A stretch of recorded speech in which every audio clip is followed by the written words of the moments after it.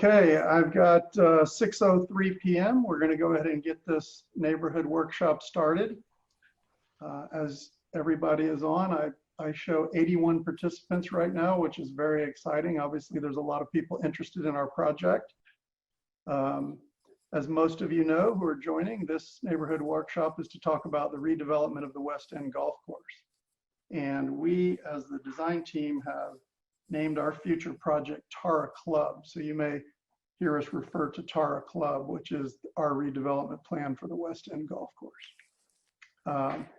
Introducing myself, my name is Jay Brown. I'm a civil engineer who's been in Gainesville for many, many years, longer than I'd like to admit. Our company is the J. Brown Professional Group. We are the principal engineer and are doing the engineering and surveying on the project. There's many people involved in our project team, several who are on the workshop tonight who may be available to answer some questions. Our partner in the project from the consulting side is EDA, another local engineering, surveying, and planning firm, and Clay Schwager is our principal planner for the project. And both J. Brown Professional Group and EDA are working for the Mukhtar Group. And we have Saeed, Sylvia, and Philip Mukhtar, who are the family of the Mukhtar Group. They've been developing residential projects in Alachua County for a number of years. I first worked with them back in the early 90s when they developed a project called San Velasco Estates. Their focus now is on Alachua and Lake counties. And recently they've completed project Terra West End, which is right there in the West End community, and also Terra Greens in a project in Alachua called Terra Village. Mr. Mukhtar is here this evening on the call, and I'm sure he will also be available to answer any questions as we move forward. I wanted to let everybody know kind of how we're going to handle some logistics on this presentation tonight. On the screen now, you should be able to see some instructions. This, as you know, is a Zoom call. That's the platform that we're using. Because there are so many people, you'll find that you're muted right now, all those that are participating in the workshop. What we're going to do, if you can bear with us to make sure we get through all the material, is we're going to go through our presentation completely, and then we're going to open it up to comments and questions afterwards.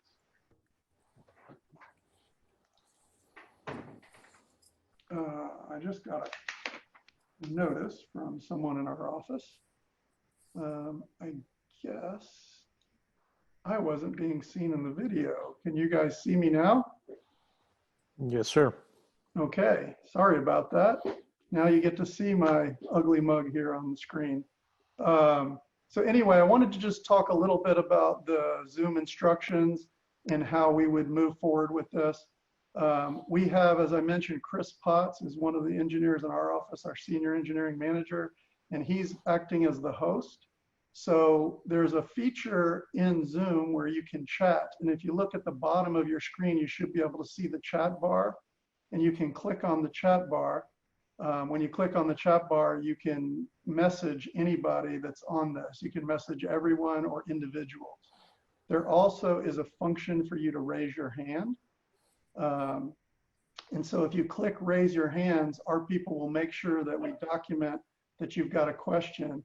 And as soon as we get to the question and comment section, we'll call on you and everybody will have an opportunity to participate and provide their questions and comments. Briefly, I'll tell you a little bit about our presentation tonight. We're going to try to give you a little background on the project and what we're doing. We're going to talk to you about the zoning and land use change that we're proposing for this property.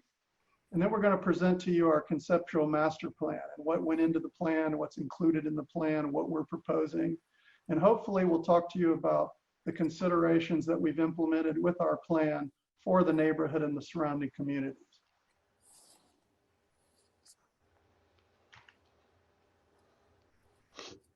Okay, first of all, as you know, this is a location map. Whoops.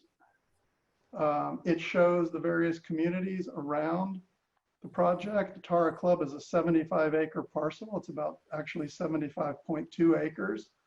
Surrounding it are the West End residential communities, villages of West End, the patio homes, the greens, and a new development, Unit C. It is north of the Tioga Town Center, which is a project directly south of it. Arbor Green's further to the west, West End Estates, and the Newberry Park T&D on the corner of 122nd and Newberry Road is just nearby to the east. A little bit about the site history. The West End Golf Course opened in 1969. It operated independently as a golf course community, independent of the residential development, which came later. The golf course was an executive golf course, a par 60, on 75 acres. And just for reference, golf courses, a traditional golf course normally occupies about 150 to 200 acres. So this was always designed as a smaller golf course. As you know, the golf course has closed in 2019, and certainly in the latter years, it had declining play that was occurring, and it proved to be unprofitable. And the owner shut the course down late last year in 2019. And as you know, it's not being currently maintained as a golf course. I wanted to talk a little bit about demographics as it relates to golf and try to at least put some context to what's happening here with the golf course closing. Certainly golf course closures have become a trend. There was a big boom of golf course development in the 1980s and a little bit into the 90s. And over the years since 2000, golf courses have been, with the lack of play, golf courses have been closed across the country. Just in the last 2 years alone, 205 courses were closed in 2017 and 198 in 2018. There's been a 20% decline in the number of golfers since the early 2000s, and the national rounds of golf have been reduced as well. There's a lot of debate about the reasons for the decline, but many people attribute it to the proliferation of other entertainment options that are out there. Our younger generations don't want to spend 4 or 5 hours on a golf course.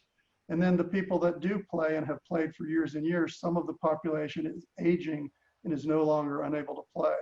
So I think most people attribute it to the decrease in interest by the millennials and the Gen X, Gen Z folks.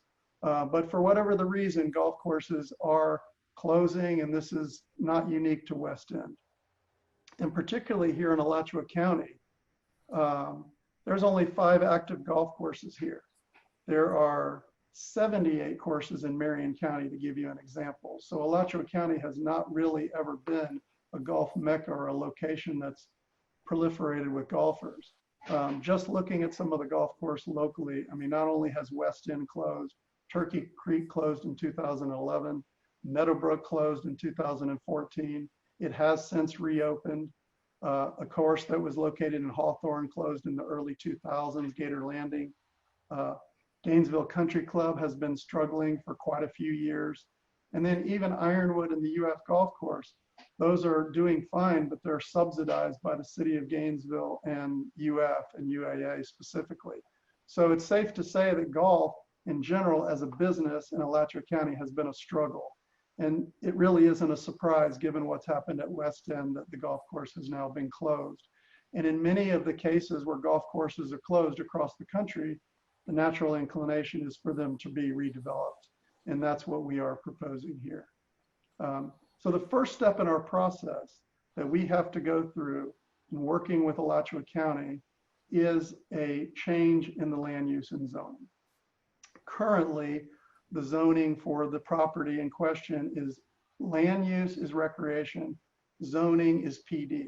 Although the property is independent of the West End communities and is a separate parcel and independent, it is zoned PD. So the change that we would want to request from the county would be to change the land use to low density residential. Interestingly, the golf course the property was originally low density residential when it was originally formed.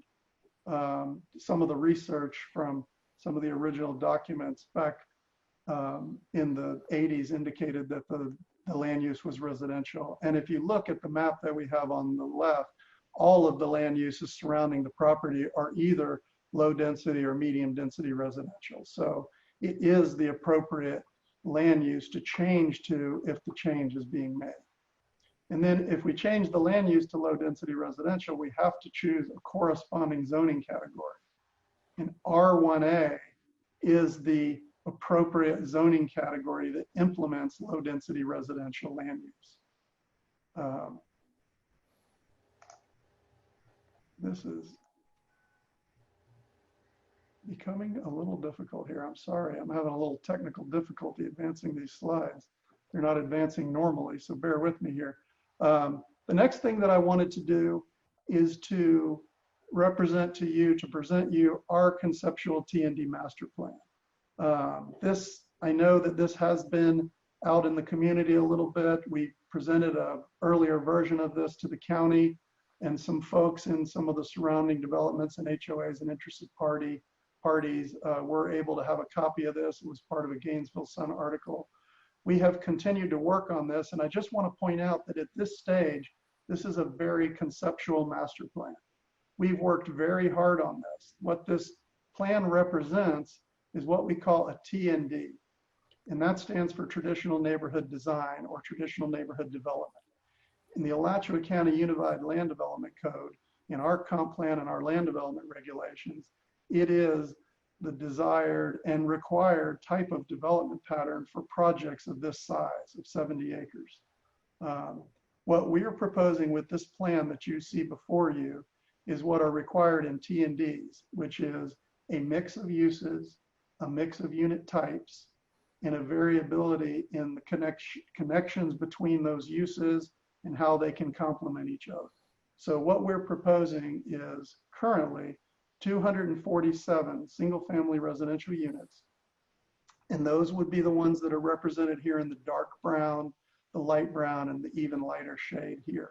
So these are all single-family lots, and the different colors just vary on the unit sizes. So they're larger on the perimeter, they're a little bit smaller as you go internal, and these are the smallest lots, the ones you see in this color. Then where you see this kind of darker blue, this would be the multifamily part of the project. It's proposed to be 240 units in its own area fronting Newberry Road. It's 8 buildings.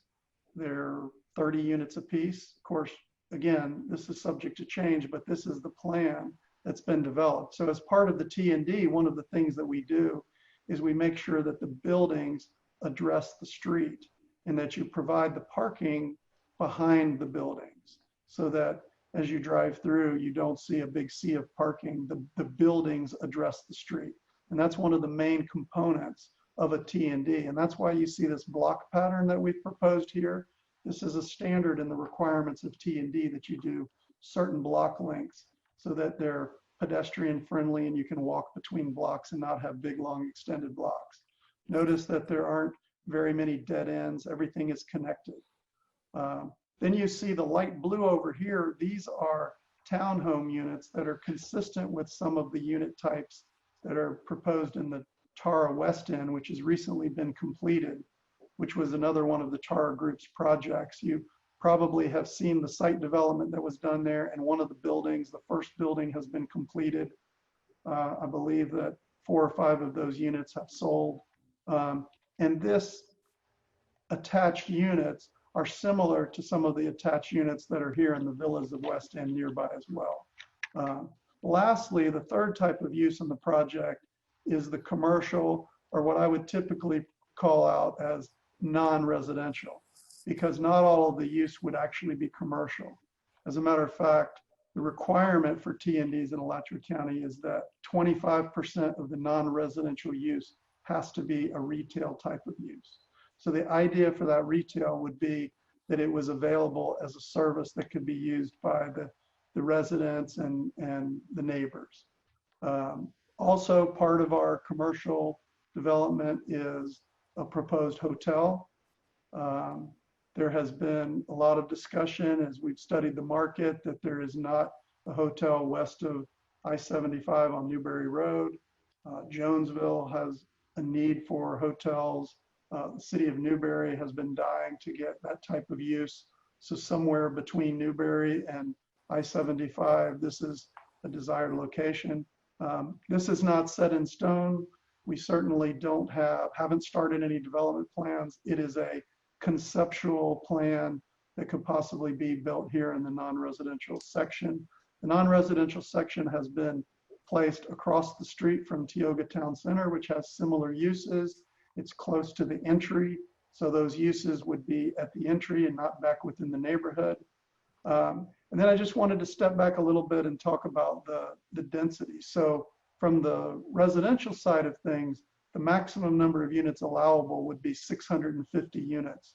We're proposing 447. And of course that could change as things are developed and as we work more on this project. We are proposing the minimum amount of commercial that is allowable. Just like we could have 650 units of residential, and that could be achieved if we did more multifamily or we did smaller lot sizes or something like that. Same thing with the commercial. We could be eligible to do much more commercial, but we have chosen to do the minimum amount of commercial that's allowed.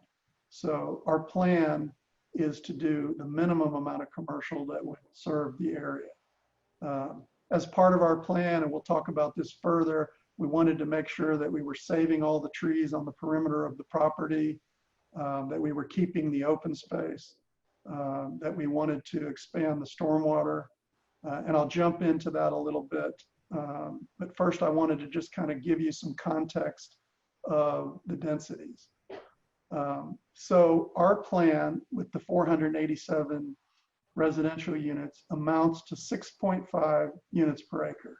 So it's kind of a mid-range of what you see surrounding the property. So the Greens, for example, has a slightly higher density at 7.7 units per acre. The newest development that was just approved in West End, which is called Unit C, is 4.5, and it ranges 5.8, 5.6, 4.1. The Tara West End recently completed is about 10 units per acre. And for context, Tioga Town Center across the street is just a little bit short of 8 units per acre with their multifamily units that are in their town center. So 6.5 units per acre we thought was a responsible density, kind of fit in nicely with the type of development that's previously occurred. Over here we have individual densities for those areas. Wanted to briefly touch on something that we felt was really important.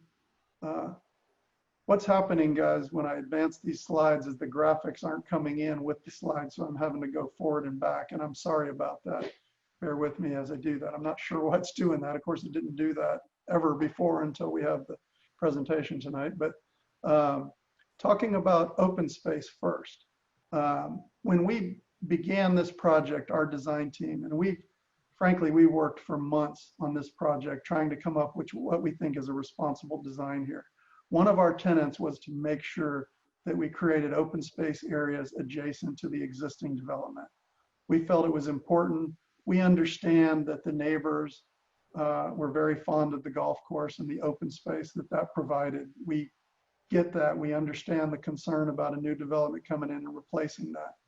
So what we wanted to make sure as a team is that we still provided open space and recreational opportunities for the neighborhood surrounding us so that we would continue to have buffers from the existing neighborhood to the new neighborhood. So what we did is in the fingers that extended out into each of the residential communities, we kept a big majority, if not all, of the open space in these areas. So you can see on here the stormwater areas that are existing, the two major stormwater areas on the site. Both of those will be expanded to accommodate this development. We will also have to add pre-treatment, water quality treatment for the development. So stormwater will be a big component of this. From the open space standpoint, the T&D requirements and the requirements of the Alachua County Land Development Code require that we set aside a minimum of 10% of open space for the project. For our 75 acres, that would require 7.5 acres of open space set aside. We're going to set aside significantly more than that. Currently, it's at least double that right now. And that doesn't even include all the areas of stormwater management and some of the other areas in the site that we're not even counting other buffers and areas, parts of open space, nor does it count the open space, the tree-lined parts of the development and the roadways and the open space in the individual lots that occur. So suffice to say that the project will include an ample amount of open space. We also will be saving quite a lot of really nice trees on the perimeter of the project. And essentially we'll be saving virtually all the trees on the perimeter of the project. Unfortunately, there are some trees internal in the project where the old golf course was and where we would build new homes that will have to be removed, but we'll be mitigating all of the loss of trees by additional plantings. For example, the stormwater basins, back in the day when these were developed, stormwater basins didn't require landscaping. Current code requires us to plant those stormwater basins. So we'll be providing additional planting trees. We'll augment these open areas where they're bare to make sure that we provide good buffers, appropriate buffers to the existing development.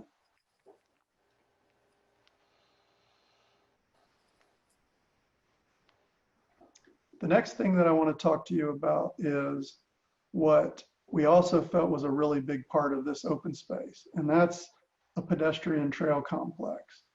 One of the things that jumped out at me as I visited this site is every time I've been out there, the 3 or 4 times I've been out there since the course closed, I've always seen people out walking on the golf course on these trails. And so I know that's an important part of the neighborhood, of the ability to get on these trails and walk on the trails. So what our plan with this project is to create a connected trail system that goes completely around the development and also provides connectivity internal to the development. So where some of the existing golf trails that are in good shape are, we plan to continue to use those, augment those that aren't in as good a shape, and then add the connections to put it together to run through these open spaces that you see here. So we will have a trail system that goes completely around the project. Neighbors from Unit 1B, for example, would be able to walk out on a trail like they can today and walk completely around the project. They would also be able to enter the non-residential area and even through our multifamily area, where we will have a multi-use path, a 10-foot path right through this area. So connect the trails from east to west. All of our roadway systems will have sidewalks on both sides of the road. So pedestrian connections will be available to these trails in numerous places throughout the development. But anybody from the surrounding areas can walk onto the property, get on the trail system, and even go out to Newberry Road onto the sidewalks. You could enter the system and go completely around. So we felt like that was really a great amenity. They would be able to accommodate golf carts. The good thing is that the new HOA will now start owning, operating, and maintaining that trail system. So it will be a privately funded and maintained system of open area and trails that will be accessible to the neighbors. It was very important to us as we developed this plan. I also wanted to talk a little bit about some of the adjacencies and show some dimensions and things. We can blow this up a little bit so people living in the particular locations that surround the current golf course can get an idea of what we're proposing in terms of where our units are proposed. So we'll start with the west side. And this is the Greens development, the Greens condo. And so, as I mentioned earlier, we're generally keeping the entire open space that was on the golf course extending out as essentially as it is. The only change that we would do is we would be required to expand the stormwater management facility. So we will definitely be doing that, but it will still be an open area. And as I mentioned previously, it'll be landscaped as well. So to give you an idea, here are some of the units along the east side of the Greens. The closest point to the back lot line of one of our units, and that's not the building, that might be their back fence, for example, is 56 feet. There are separations on this line that go up as much as up to 142, 126 as you get up into West End Unit C. And that's because they provided common open space in their development that was on the outside of the proposed lots. In this location, for example, these units on the very west side of the greens are still about 830 feet from our proposed development. And in the southeast corner here, it's about 116 feet to the closest unit in this location, and about 134 feet to our first commercial building inside the non-residential land area. Moving on to the north, again, as you see our single-family residential on the north, these are similar in size to the lots that are proposed here in Unit C, the new development that's just, the infrastructure is just put in place. And again, all of the open space in that quadrant pretty much remains unchanged with the exception of expansion of the stormwater facility. And keep in mind that expansion is all on the Terra Club golf course property, not on, obviously, on any of the Villas of West End property. 140 feet there, it's 800 feet long where it gets out there. So really nothing changes up in this area to speak of. As you move further to the east, the closest point, just like over on the greens, the very closest point would be right here. It's about 50 feet from the back lot line to the back of this home, this closest home in Unit B2. There would be an open area between that with the trail. The furthest point from these lots to the unit is the next building in Unit B2 is about 240 feet away. And that shows up, let's see. If I can get the, here we go. Boy, this is really troubling. On the east here, the adjacency is a little bit different. Again, we still have the golf course, the old golf course open space finger that goes out. There's a little bit of single family that goes out into this beginning part of that. The trail continues out into the open space, and it's about 530 feet to the closest units over here in the Village of West End Unit B. As you get down to the patio homes here on the east, just above Terra West End, on the west side, there's a nice landscape buffer of trees right adjacent to these units. The absolute closest point is about 60 feet here. The maximum separation to some of these units from the townhomes is about 290. So it ranges from about 60 feet to 290 feet through there. Again, we will continue to keep all the trees along this area and through here and along the perimeter, probably augment some trees where necessary to make sure that the buffers are appropriate. But our plan is to make that accessible through open space to the trail system that will run through the project. Now we'll talk a little bit about transportation. Like any new development, neighbors and people in the community are always concerned about additional traffic. And it's a concern, and we have to address it as best we possibly can. And that's our intent, absolutely, for sure. When we add residential developments, of course, we are going to add traffic to the vicinity, to the local roadway network. One of the things that we looked at is how we should access Newberry Road, the State Road 26. And it made the most sense to make our primary connection right at the same location where the connection is to the Tioga Town Center at 128th Street. So that would be our primary connection. Currently, that's a full directional opening with eastbound and westbound left turn lanes. We have to coordinate with the DOT to work on this connection. Our desire and our hope is that we could potentially qualify for a signal at this location, which we think would benefit the traffic and the access to Newberry Road. It is a long process that we have to go through working with the DOT. And keep in mind, at this phase, we're in the land use and zoning phase. So we have a long way to go before we start designing roads and traffic signals and those type of things. But we have already started working with the DOT. One of our project team members is one of the preeminent traffic engineering companies in North Central Florida. It's England, Timms and Miller, ETM, and they're our traffic engineering consultant.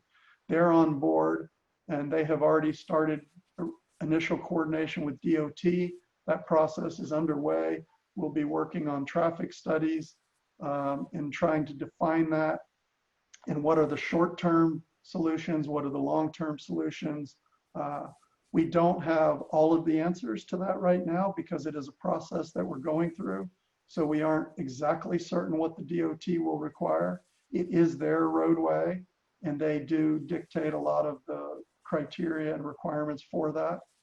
As I mentioned, our desire is to have this connection be a signal if that's the safest and most appropriate way to provide that access.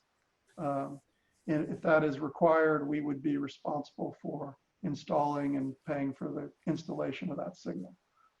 Another part of the considerations as we deal with Alachua County is that developments are required to connect to adjacent developments wherever possible. So when Terra West End, which was recently developed, was proposed, the county made sure that they provided 2 connections to the adjacent property, anticipating probably the potential for this to occur, for this redevelopment to occur. So there's a connection on the west side and then on the north side. And we are essentially required, but also desirous of making those connections.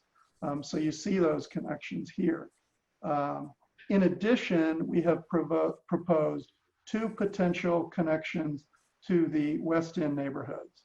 One on the north side, and I'll talk a little bit more about this, and then one on the west side towards the greens, so that we would have the potential to have access to Newberry Road, access to Terra West End, which would then provide access to 124th I can learn to Boulevard. understand you much better. I'm sorry. I heard somebody, I'm not sure what that was, but I'll continue. So it's important to point out something about these proposed connections on the north and on the west, okay? Our goal is to provide the opportunity for those connections, okay? So we will not be putting a road from our development all the way through the adjacent neighborhood and connecting to those roads. What we have identified are the locations that those connections may be feasible, okay? So it would be up to the HOAs of the Villas of West End or the Greens to determine if they wanted to make those connections. These 2 locations are physically feasible and they make sense, and that's why we've decided to do it in these locations. There's very little opportunity to make a connection to the Greens or even to the West End because of the previous designs. So the only location at the Greens is nearby where the lift station is, where there's a driveway that goes through to the lift station. And that would be the only feasible connection. So at some point in the future, and maybe this is not what the current residents of the Greens now would like, but in the future, if that changed, as things turned over, the HOA decided this was a good thing, we think connectivity is great. And that's what we try to design in all of our developments. And that's what's encouraged by the Alachua County Comp Plan and land development regulations. But in the future, if the Greens decided, hey, they have a signal here, we'd like to be able to go through here and make a left turn to go east or to go across to the Tioga Town Center, we think it would be really good to have this connection. Then this HOA could decide and they could make a driveway connection and connect to this. So we will not stub the road all the way to the property line. We will just go to this green area, keep the green area, the open space open, and the road would just be available in the future if the neighbors decided they wanted to connect. Same thing with the Villas of West End Unit B up here on the north. There is only one location that really looks promising for a connection. Currently, this is a wooded area. There's some parking there. There's a nice space between 2 particular buildings where this could occur. physically there's a location where we could go through with minimal impact to trees and to the existing residents. And again, in the event that the folks up here in Unit B or these HOAs decided it would be desirable for our residents to connect to this development and have access to this retail area, have access to this signal, have access to come through here. Maybe taking a left going east to Gainesville would be better through our development than through the 124th Boulevard. The idea is to provide connectivity and options for vehicular use, also for pedestrian use. And in the meantime, it provides residents the opportunity from our development with pedestrian and bike connections to get onto the trail system. So again, I want to point out our goal is to provide the opportunity for connectivity, but we're not requiring it. We're not connecting it all the way to your properties. And that would be solely the decision of the neighbors. But we are doing that to maintain compliance with our comp plan, with the requirements of Alachua County to provide connectivity and to provide the opportunity, if desired, by the neighborhoods to the west and to the north. Lastly, I would just like to mention that on the transportation side of things, that Newberry Road is designated as a rapid transit corridor to here.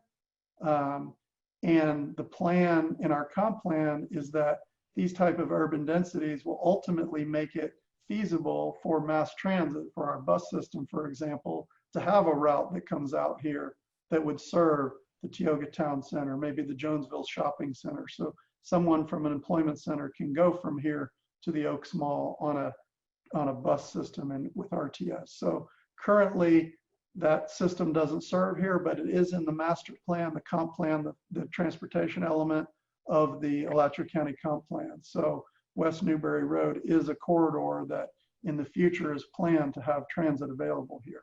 So we would probably provide some sort of a transit stop within our development to make sure that in the future, if that ever happened, it would be available. Really not necessarily a lot more to provide you as far as information on the transportation at this point where we are, just to let you know that all the things about turn lanes out in Newberry Road and those type of things will be worked on as we engage and start that permitting process with the DOT. Next, I'll just kind of let you know where we are. That's pretty much the gist of our presentation. I'm going to make sure you understand kind of what are the next steps here in this process, okay? So our plan is later this month to submit an application that I've discussed in this presentation to the county for our land use change or / comprehensive plan amendment and our rezoning that I described previously. That would be heard by staff. It would be reviewed by staff, and then it would go forward to a public hearing with the Planning Commission. It is potentially likely to occur in September, possibly October. With COVID-19 and some of the restrictions that staff and the boards have, it's a little up in the air and exactly when that public hearing would be. But if everything were to go according to the schedule that is a typical schedule, it would happen in September. We just wanted to make sure you were aware it could potentially be moved to October, or frankly, it could be even later. The next step would be to go before the Board of County Commissioners. And the Board of County Commissioners would be the ultimate deciding factor in this application. And they would have at least two public hearings. The first would be a review and a transmittal hearing where they would then send the application on to the state for the state review. And then once it comes back from the state, a few months later, they would have a final adoption hearing. So the first transmittal hearing would most likely be in October or November, the end of this year. And the adoption hearing would most likely be at the beginning of 2021, January, February timeframe. Once we got through that process, then we could start the design of the first development phase. That could be one of the residential components. It could be any number of things, but this project, much like all the projects surrounding, like the West End development, like Tioga, it's going to be developed in phases. And so we would start our first phase sometime, say the spring of 2021. And frankly, to go through the entire review process and obtain all the permits from the county, DOT, GRU, the water management districts, it would be likely that we would come to fruition sometime towards the end of 2021 when we would break ground. In a best case scenario, it could be a little earlier, say the fall of 2021, but it's likely that would be the scenario and timeframes of what would happen. So I'm going to talk a little bit about where we go from here in this presentation. That generally concludes our presentation. I just want to point out a couple of things. Again, I'm Jay Brown, and you see on the screen now my email address, my associate here, Chris Potts, our engineer, his email address, our phone numbers. We have voicemail on those phone numbers. We indicated in the mailers that we sent out in the advertisements that we would have some of these materials available if people were interested. So if for some reason you would like to get a hard copy of this presentation, mailed to you or emailed to you, please feel free to reach out to us, to myself or Chris. You can also ask us questions. We really want to make sure that we listen to the neighbors, that we hear your concerns. We're open to any comments that you have. Feel free to email us. We'll do our best to make sure that we categorize any comments that you have and respond to you accordingly. We also are going to upload this presentation to our YouTube channel. There's a link here, but if you just went on to Google and Googled JB Pro or J Brown Professional Group YouTube, I'm sure it will come up and you can click on it. Give us a couple of days. It'll take a while to get it get downloaded from the cloud and have the recording take place that way. So now we're going to move into the questions. I know that I've seen that quite a few of you raised your hands. I'm going to turn it over to Chris, and he's going to recognize people. I would ask you that just to understand that there's probably a lot of people that want to talk. So we want to give you all the time that you need. And frankly, I'll stay here as long as we need to make sure that we hear from everybody. But use the raise your hand feature. Chris will recognize people, will unmute you, will give you your time. And then, for example, we might have other parties in our consulting team, or the owner or the planner or the traffic engineer or something that could answer some of the questions. I'll answer those that I can, but just bear with us. We'll try to work through this. We want to give everybody their time. If anybody, I've got up on the screen now what you can do to find those raise the hand features. You click on the participants. Sometimes based on the version that you have of Zoom, you might see that there's 3 little dots down at the bottom of the participants. You might click on that and you can see the raise your hand feature. And the other thing that I'll mention is that some people might be on this using a telephone and they might be listening only. And so when we get through all the folks that have raised their hands and are part of the Zoom video call, we will individually recognize all those people that don't have access to the raise your hand feature. So we're going to do our best to make sure that everybody has a chance to provide their comments and ask any questions. So I'll leave this up on the screen. And Chris, if you want to take over and get started with people's questions. Sure thing, Jay. Appreciate it. As Jay mentioned, my name is Chris Potts. And the first person who raised their hand, and just, again, please be patient with us. There are several questions that are coming up. Several participants are raising their hands. Just, again, be patient with us as we go through the questions. First, I'd like to recognize Doug. I'm going to press the unmute button. A pop-up will come up on your screen that'll allow you to unmute yourself. So Doug, I'm going to unmute you now. Please feel free to ask your question. Yeah, thank you. I've got a couple I'm just going to bunch together because they're kind of related. One is the road trips on Newberry. You say you're going to get an application to DOT. The traffic is already horrendous. Have you counted what the trips are? Second, the hotel is, to me, a pretty lousy idea. According to the association in Gainesville, it's already overbuilt with hotels. What if it's empty? When you're saying multifamily, are you saying condo, or are you saying apartments? And then finally, the density of your units. You indicate in your presentation of 6 per acre. The mailing we got, you indicated 4 per acre. Thank you. Okay, am I unmuted, Chris? Yes. Okay, I'll start and try to answer some of those questions. The first one I think that you mentioned was trips. And yes, we will be preparing a traffic study that will indicate the amount of trips that this project will develop. Their trips are looked at a number of different ways: average daily trips, peak hour trips. I think one of the ways that the level of service is looked at is peak hour trips. We have not completed all of that work yet. We can ask our traffic engineer if he has any preliminary numbers and he wants to address that. But let me try to tackle some of your other questions real quick, and then I'll turn it over to the traffic. You asked about the multifamily. So the multifamily that we showed, the 240 units, is proposed to be apartments.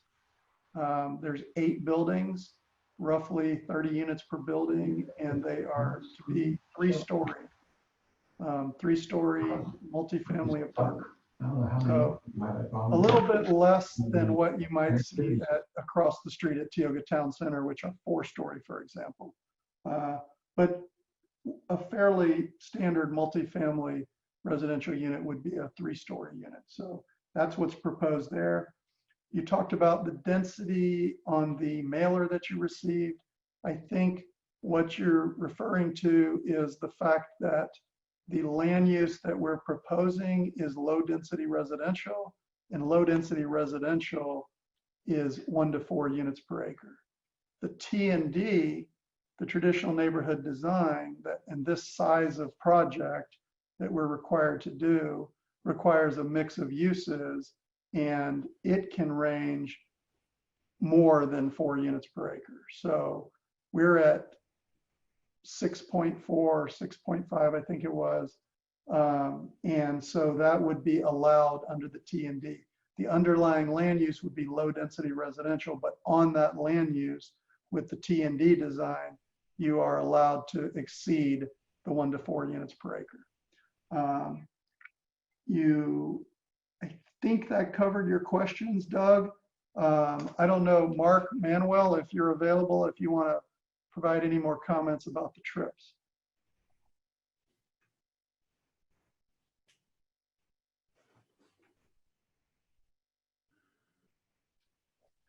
Chris, are you working on getting Mark unmuted, or is he available?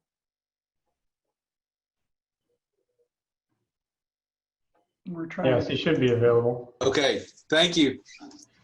Yeah, we have just started the process. To everyone, hello, my name is Mark Manuel.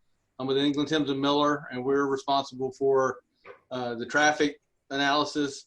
So we are just starting that process. We've had some conversations with both Alachua County as well as the Florida Department of Transportation, and we will follow their guidelines for the process, which we're just in the very first stages. So there's a long way to go. But yes, if someone has some specific questions, I can try to let you know what we know so far. But we will, as I mentioned, we've got lots of steps to go. If it's a 10-step process, we're really in the first step or so of the process.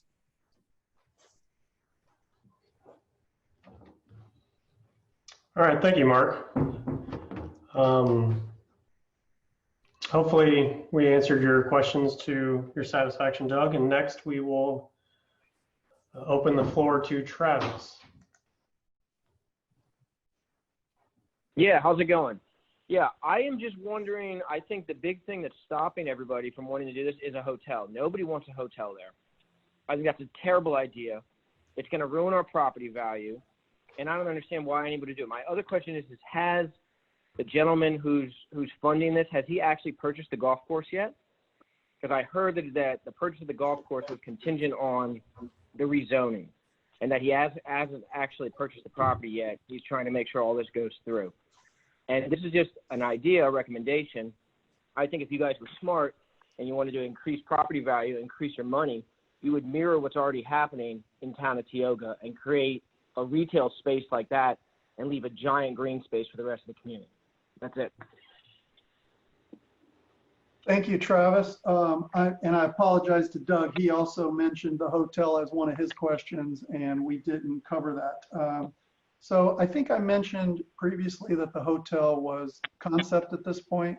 The market is going to determine if that's appropriate. I mean, you guys might be right that the hotel is a terrible idea. And I can tell you, if it's a terrible idea, no one's going to put one there.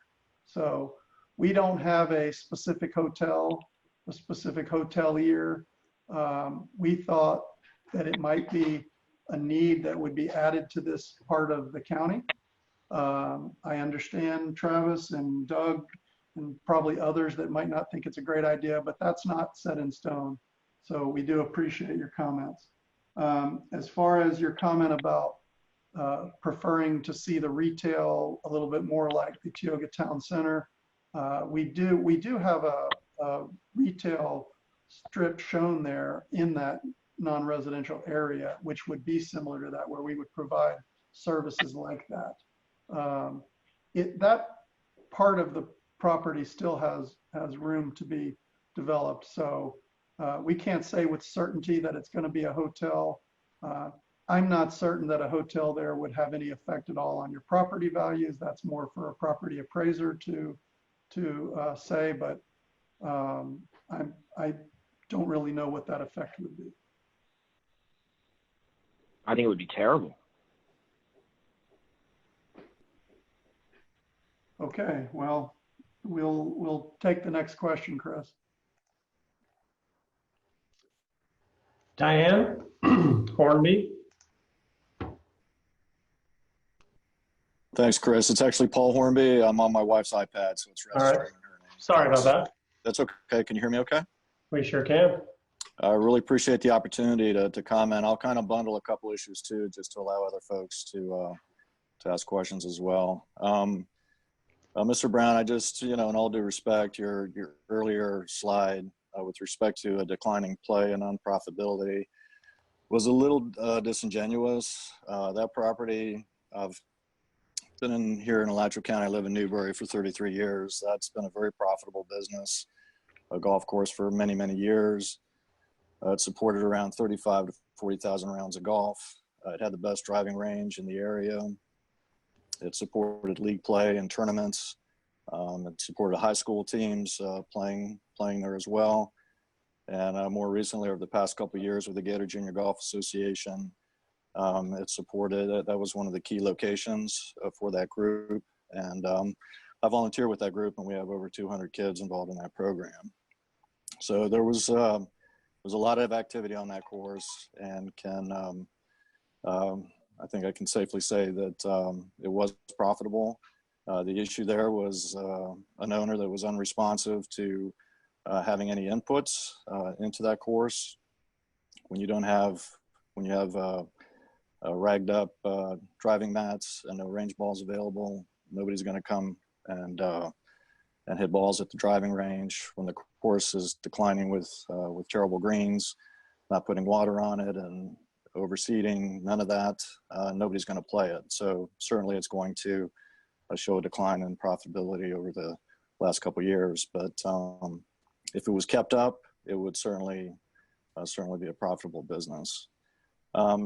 Just one comment before I have a couple questions. I just find it odd there's been no traffic capacity studies done. I would think you all would have done a little more due diligence, knowing that we're going to have this neighborhood meeting and the steps that you now have to take with the county. I would have just thought you would have had a little bit more information around the traffic capacity issues there. Specifically, my couple questions here. I'm just curious what environmental assessments have been conducted on the property, given the fact it's been an operating golf course for 50 years. Are there pesticide residue issues to address? Will topsoil mitigations be needed those types of things. And related to that, what geologic studies or tests have been conducted relative to identifying sinkholes? I know there's a couple out there, and just curious as to those two issues. I appreciate the opportunity. Thanks. Thank you, Paul. I'll do my best to try to address some of your questions. First of all, I'm a golfer, and I've played many, many rounds at West End. And I was a junior golfer and was involved in junior golf programs. I totally get where you're coming from on that. The information that we were provided from the owner indicated that there was a decline in profitability. We weren't trying to be disingenuous. I don't really have available to me information about what was done and what wasn't done in every mode of trying to keep that golf course profitable. I do know that it's a fact that it wasn't profitable at the end. We weren't trying to be disingenuous, and I know people have opinions on that. And, you know, maybe some of the things you indicated may be true. I'm not disputing that at all. I just do know I've dealt with quite a few golf course developers, and it is a very difficult business to make work. So you've got a lot of money tied up in land, and you're barely getting by, and that's happening in many, many places and lots of golf courses. It's a struggle. And a lot of the golf courses that do really well are supported by, you know, private memberships. And that just was not the case here. It was relying on the public. And I'm sure that they had profitable years. I don't doubt that at all. I mean, I'm sure that they did. And whether or not some of that was self-inflicted, you know, may very well be. I can't comment on that. But the fact of the matter is, the golf course in its condition now is not a viable enterprise. It was not making money, and the owner, and it, you know, frankly, is his right to close the golf course. I mean, he owned the golf course. So I do know that it had declining play. We do know that it wasn't profitable for the last few years. And, you know, unfortunately to those junior golfers and people around, you know, the course has closed. So I don't really have much more to add than that. I'll address some of your other comments. As far as the environmental assessment goes, yes, we did do an environmental study. We hired a firm called Verde Environmental, and they did a complete study on the golf course.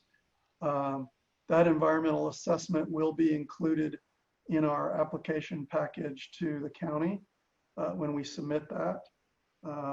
And it did address the fact that there was a couple of sinkholes. It addressed the trees and potential of any type of endangered wildlife species and things like that. So an environmental study has been done. That is available, and it will be part of the public record as we submit that to the county. And as I indicated, shortly within the next few days, sometime next week, is when we'll make the application, and that'll be available. I don't recall any requirements for topsoil mitigation in that environmental study. I do recall you mentioned that, and you mentioned sinkholes. I believe there was one, if not two, identified. Those would either have to be left in natural state or remedied, mitigated in some way, shape, or form. I'm trying to think if I've missed anything of your comments. You did also mention the traffic study. I think, you know, what we have to be careful with is not throwing out numbers to you guys that haven't gone through the process of being reviewed by the DOT and the county and those type of things. We are actively working on that traffic study. So it's not as if we haven't been doing our due diligence and those type of things. We have been. There's a lot of work that's gone into this. The traffic is a big part of it. And again, when we make our submittal to the county, we will have trip generation information. I can give you, for example, a residential unit typically generates about 9 to 10 trips per day. So our 247 single-family residential units will generate about 2,470 trips. multifamily has a different designation and the residential uses have different. And then you have the interplay between them, and there's different factors that you use. So the average daily trips, there's going to be, thousands of average daily trips, and there's going to be probably hundreds of peak hour trips. And I'm not sure exactly what those numbers are, but just to give context, we're not trying to hide any numbers from you. It's just going to take us a while to make sure that we get that precise and we get that as accurate as possible. And it just doesn't do any good for us to just throw out numbers that haven't been completely vetted. So again, we'll have that information available. It'll be part of the public record, and it will be continued to develop as we get more information and feedback from the reviewing agencies.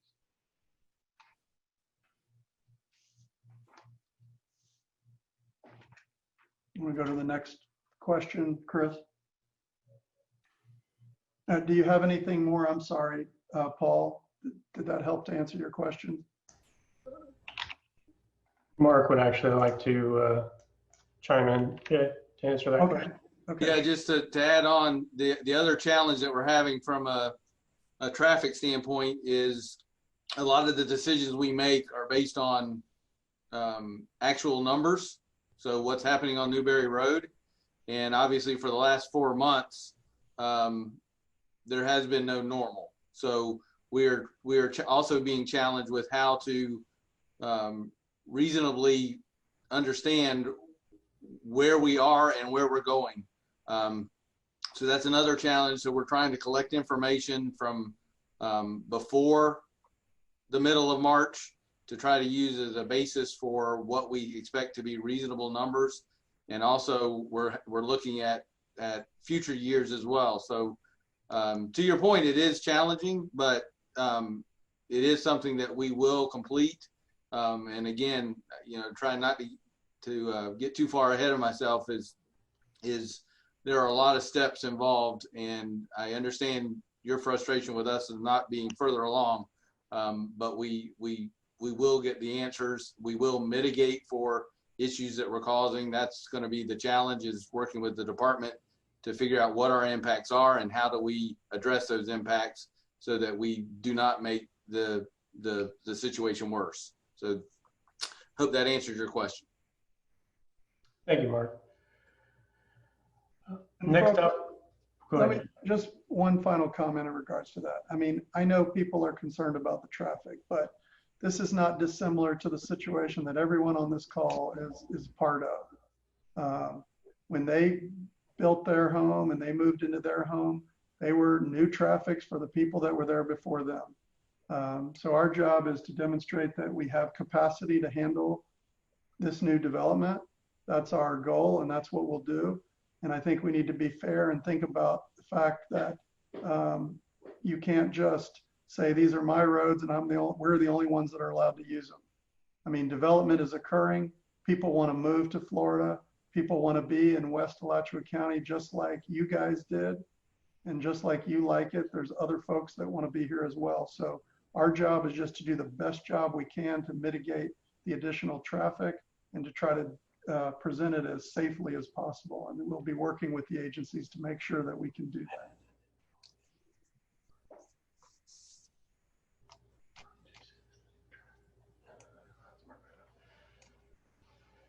You got the next one, Chris? I do. It's Mark Dixon.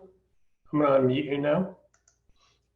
I know Mark Dixon. How are you doing, Mark Dixon?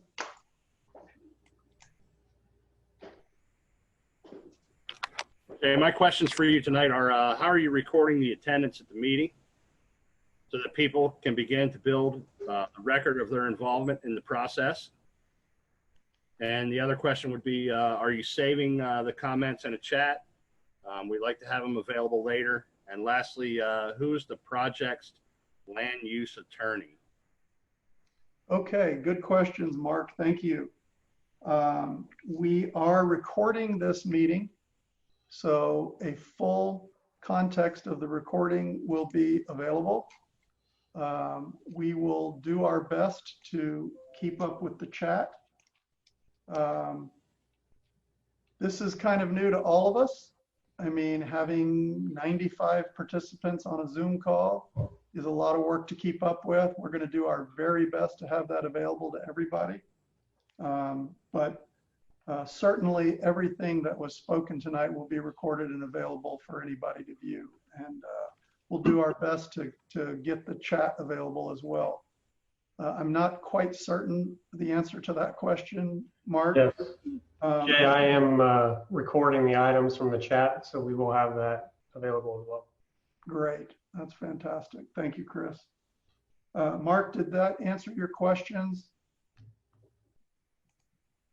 He also asked about the attorney. Oh, the land use attorney working on our project team is Ms. Patrice Boys. Patrice is very familiar with T&Ds and these type of developments, and she's been doing land use work in Alachua County for a number of years. I happen to think she's the best land use attorney I've ever met. She's fantastic.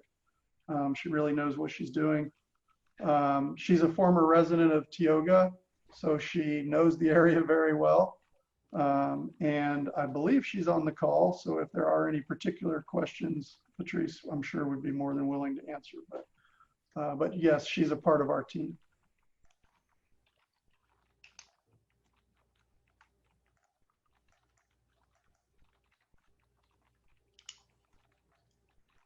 All right. Next is George Fox. George, can you hear us? George got lucky with a last name like Fox. He didn't have to live with Brown his whole life.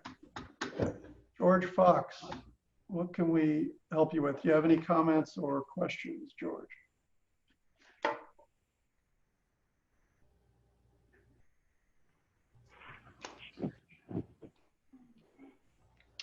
Are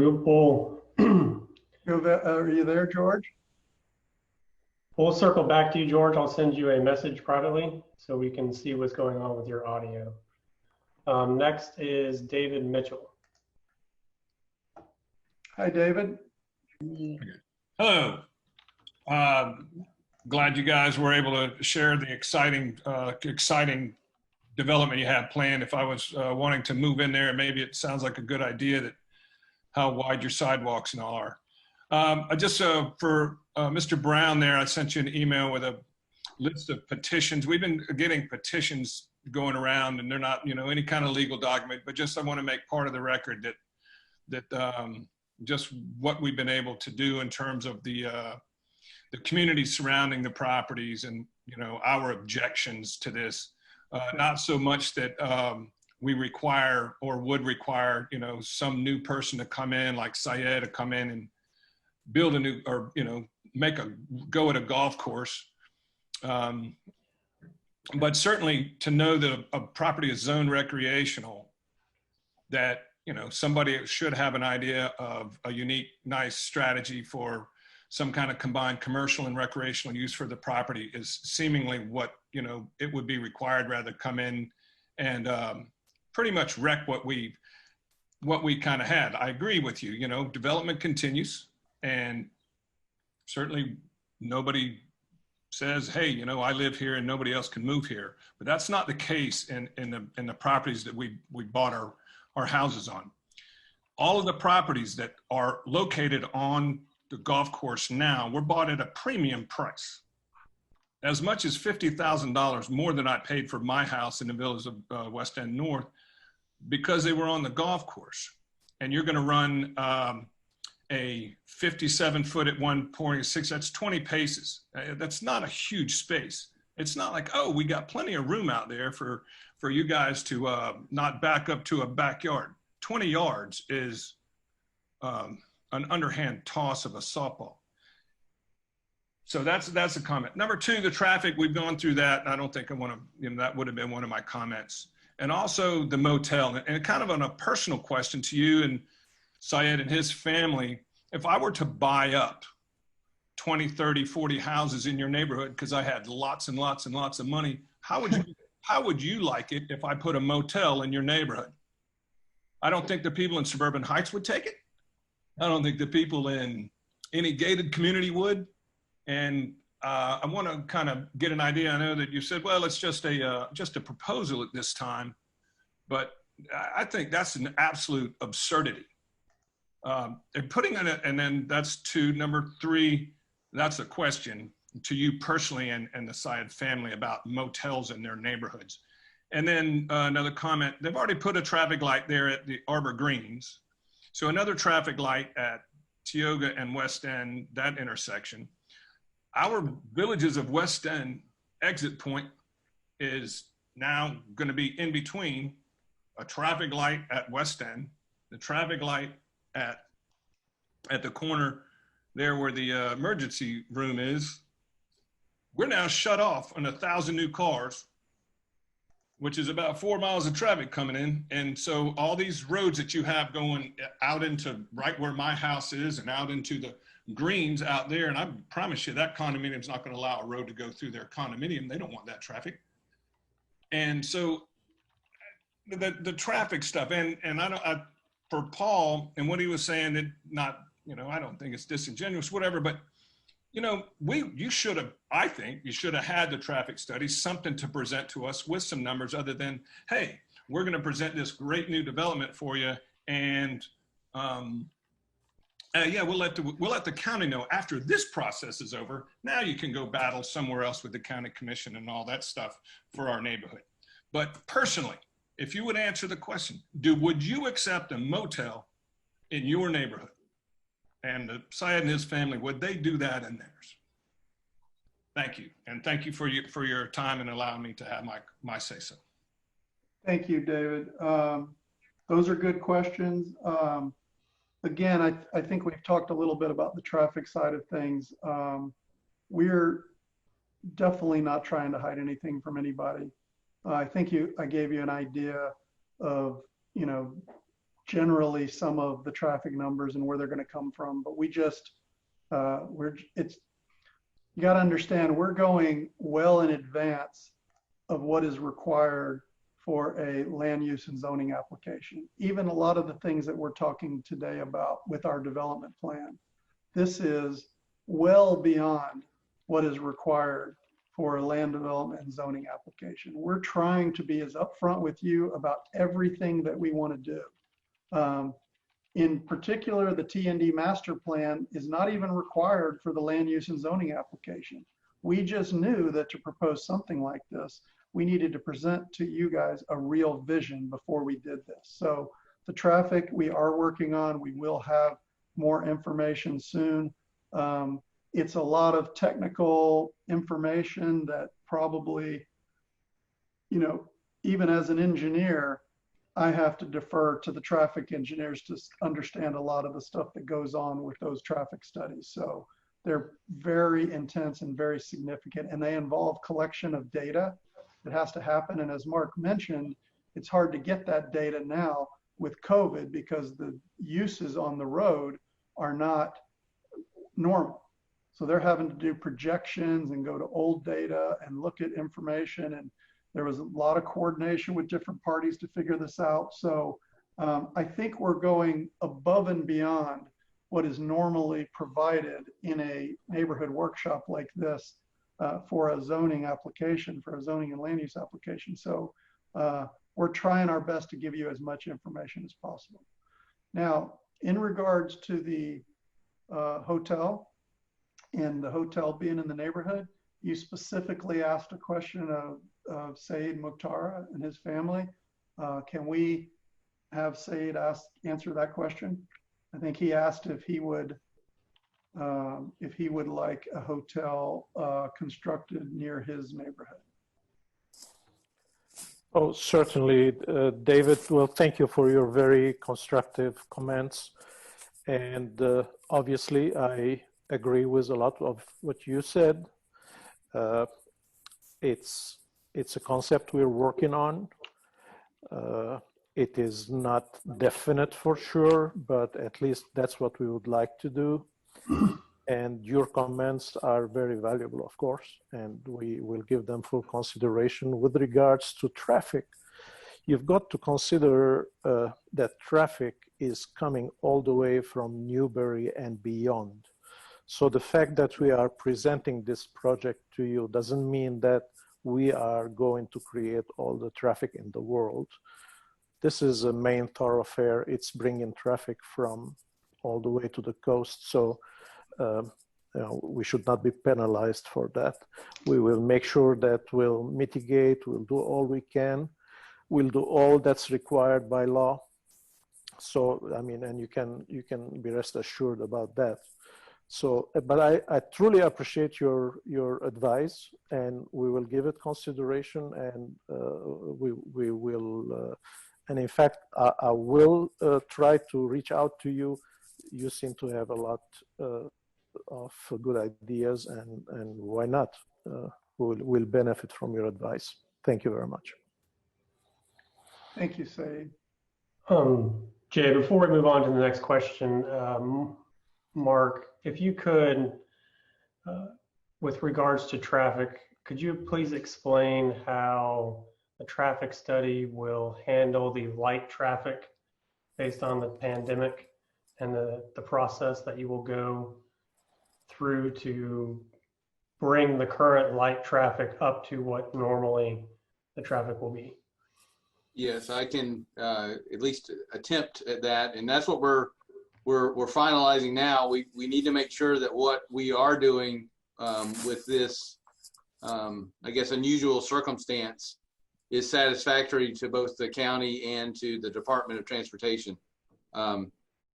So, you know, I've been doing this a long time, and when we had the Great Recession, and this is just, I think most traffic engineers would agree with me, is when that happened, traffic volumes decreased significantly for 2 or 3 years, and then they were flat for 2 or 3 years, and then they started slowly growing again, probably about around 2012, and it took about 10 years before the volumes that were in 2006 returned in about 2016.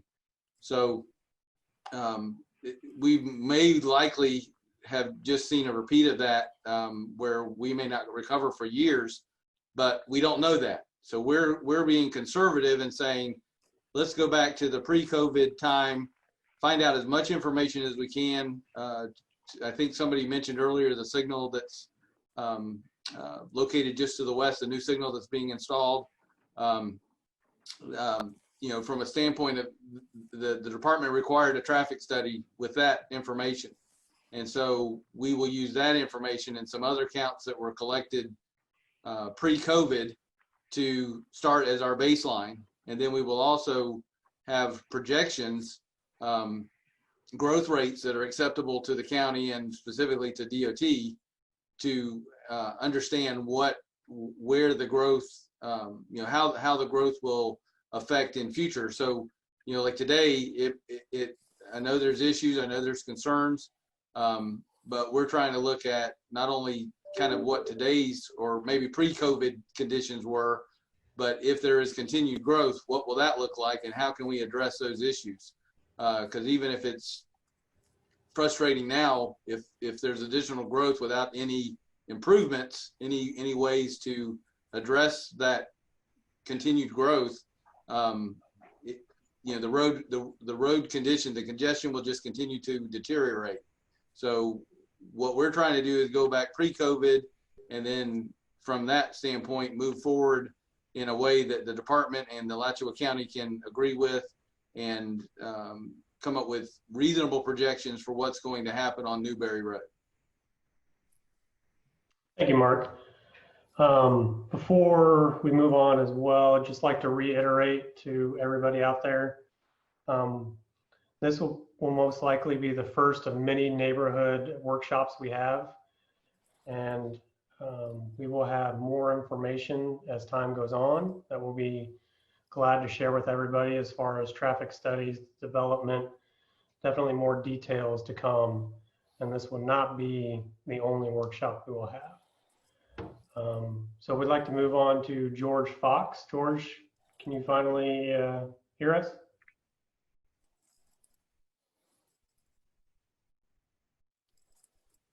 All right, it seems like still George may be having technical difficulties on his end. That's what it sounds like. So we will move. George, for you to for you to talk, what'll happen is it'll send a message to you and you'll have to click on it to unmute yourself in case that you hadn't seen that. So. Okay. What we'll do is, George, I will send you a message if you can just type your question to me, and we will answer it the best we can. So in the meantime, we'll move on to Susanna Stiles. Welcome. Thank you. Can you hear me? We sure can. Hi, thank you. I guess I have a few questions. My first one is, I'm confused. Who owns the property right now? The property is owned currently by the folks that have owned it since the 1990s. I believe it's the Min family. And this was a part of someone else's questions too, so I'm glad you brought it up again. It is under contract by the Mukhtar Development Group to purchase. So they control and have rights to go forward with this application and move this development plan forward. But they're under contract to purchase the property. They don't own the property yet. Okay. And then I heard you say that rezoning isn't even legally needed, or did I misunderstand that? Yes, no, a rezoning would be required. Yes, you may have misunderstood that. We do have to do a rezoning. The land use and the zoning are compatible. They go together because you can't do one with the other and have them be incompatible. So we would have to do the land use change to allow the low density residential. And then we would have to do the zoning change to provide a low density residential zoning category on the property as well. Okay. And then my next question is twofold. I guess it's to the person who's buying the property and put out this proposal and has a tentative contract to purchase. If you wouldn't meet with some of the people who have alternative ideas about decreased development and increasing green space, because it sounds like from the chats that I'm reading, there is that feeling that there hasn't been that kind of communication, and that there is the desire for that kind of communication. So I don't know if that's something he's willing to do. And my final question, I guess, is to ask you all to take a leap of faith into a different reality for a minute here. And if you were sitting in our shoes and wanted to keep it, no rezone and keep it recreational space, what actions would you take to stop the rezoning? And I'd like to hear from each of you, from the traffic to the person who's contracted. I'd like to know from each of you what you would do. I'm curious, as a learning tool. Well, I'll try to answer those questions to start, and then we'll let Mr. Mukhtar. First of all, as far as meeting with other people, I think Chris just mentioned that we're willing to do other workshops. How we put those together is still up in the air. For instance, this may not be the best process. Perhaps some groups of you all might want to get together and have smaller meetings where we can sit down and go through, different ideas you had, like you mentioned. We would be open to those options. I have a feeling some of you are organized together, and I think maybe it was David who mentioned that he has a list of petitions. So there are groups of people that have probably similar comments. Look, we want to try to do a development that we think fits in with you guys. So yes, we're willing to meet with people. I think we have tried to make that clear. COVID makes it a little more difficult, but we have been doing most of our meetings through Zoom and Microsoft Teams and these type of platforms. But we can do unofficial meetings without all the advertising and things, where we can just sit down and kind of work together and listen to some ideas that you have. So I'm definitely amenable to that. And I think most of our team is as well. And your second question about take a leap of faith and what you might do as far as combating this project. That's a tough one to ask. First of all, I really don't want to give you any advice as to how to object to our project. That's pretty self-defeating. But second of all, I'll share with you a quick story.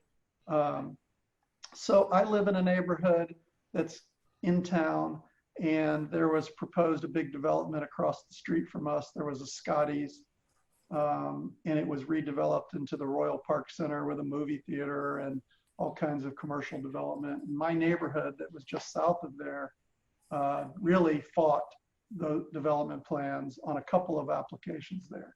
Of course, being in the business that I'm in, I'm not in the habit of fighting development proposals. I mean, I think progress happens, and I think you try to do a responsible design, and that's what we do.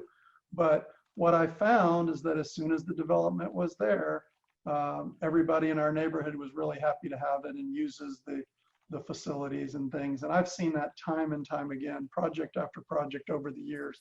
I've been doing this for a long time. So I guess I would tell you to take a leap of faith also and understand that we're not the end of the world because we're proposing a development like this that can be very successful. And I'll let Mr. Mukhtar answer as well, as you asked him to, if he has any ideas to help you object to our project. But that's a tough leap of faith to take, as I'm sure it is for you to take a leap of faith that this is a great idea. So Mr. Mukhtar, do you want to comment?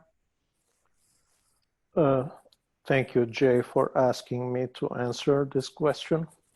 And I would tell Ms. Stiles, don't, because, life goes on, growth is going to happen. If it's not me, it's somebody else. If it's not on this property, it's on the right next one. So, Gainesville was not as big as it is right now. It happened. So if you have some good ideas that we can implement to help you and help the community and live together, that's what I would do. But if you want me to advise you to object to my project, even if I had an idea, I won't give it to you. And I think I forgot to answer a question to David Mitchell. David, we stay in hotels. I put my family in hotels. I put my parents in hotels. So I don't see why hotel is such a bad idea. But as I promised, I'll get in touch with you, and I'm willing to take your argument. If it is really a bad idea and you convince me it's a bad idea, we won't even try. We don't want to put any nuisance there. We want to do something that we are proud of, that the neighbors will be proud of. So I hope I've answered all the questions that were asked to me. Thank you. Thank you, Sid. Jay, we have George Fox's question. His question, he typed it to me, finally. Oh, okay, great.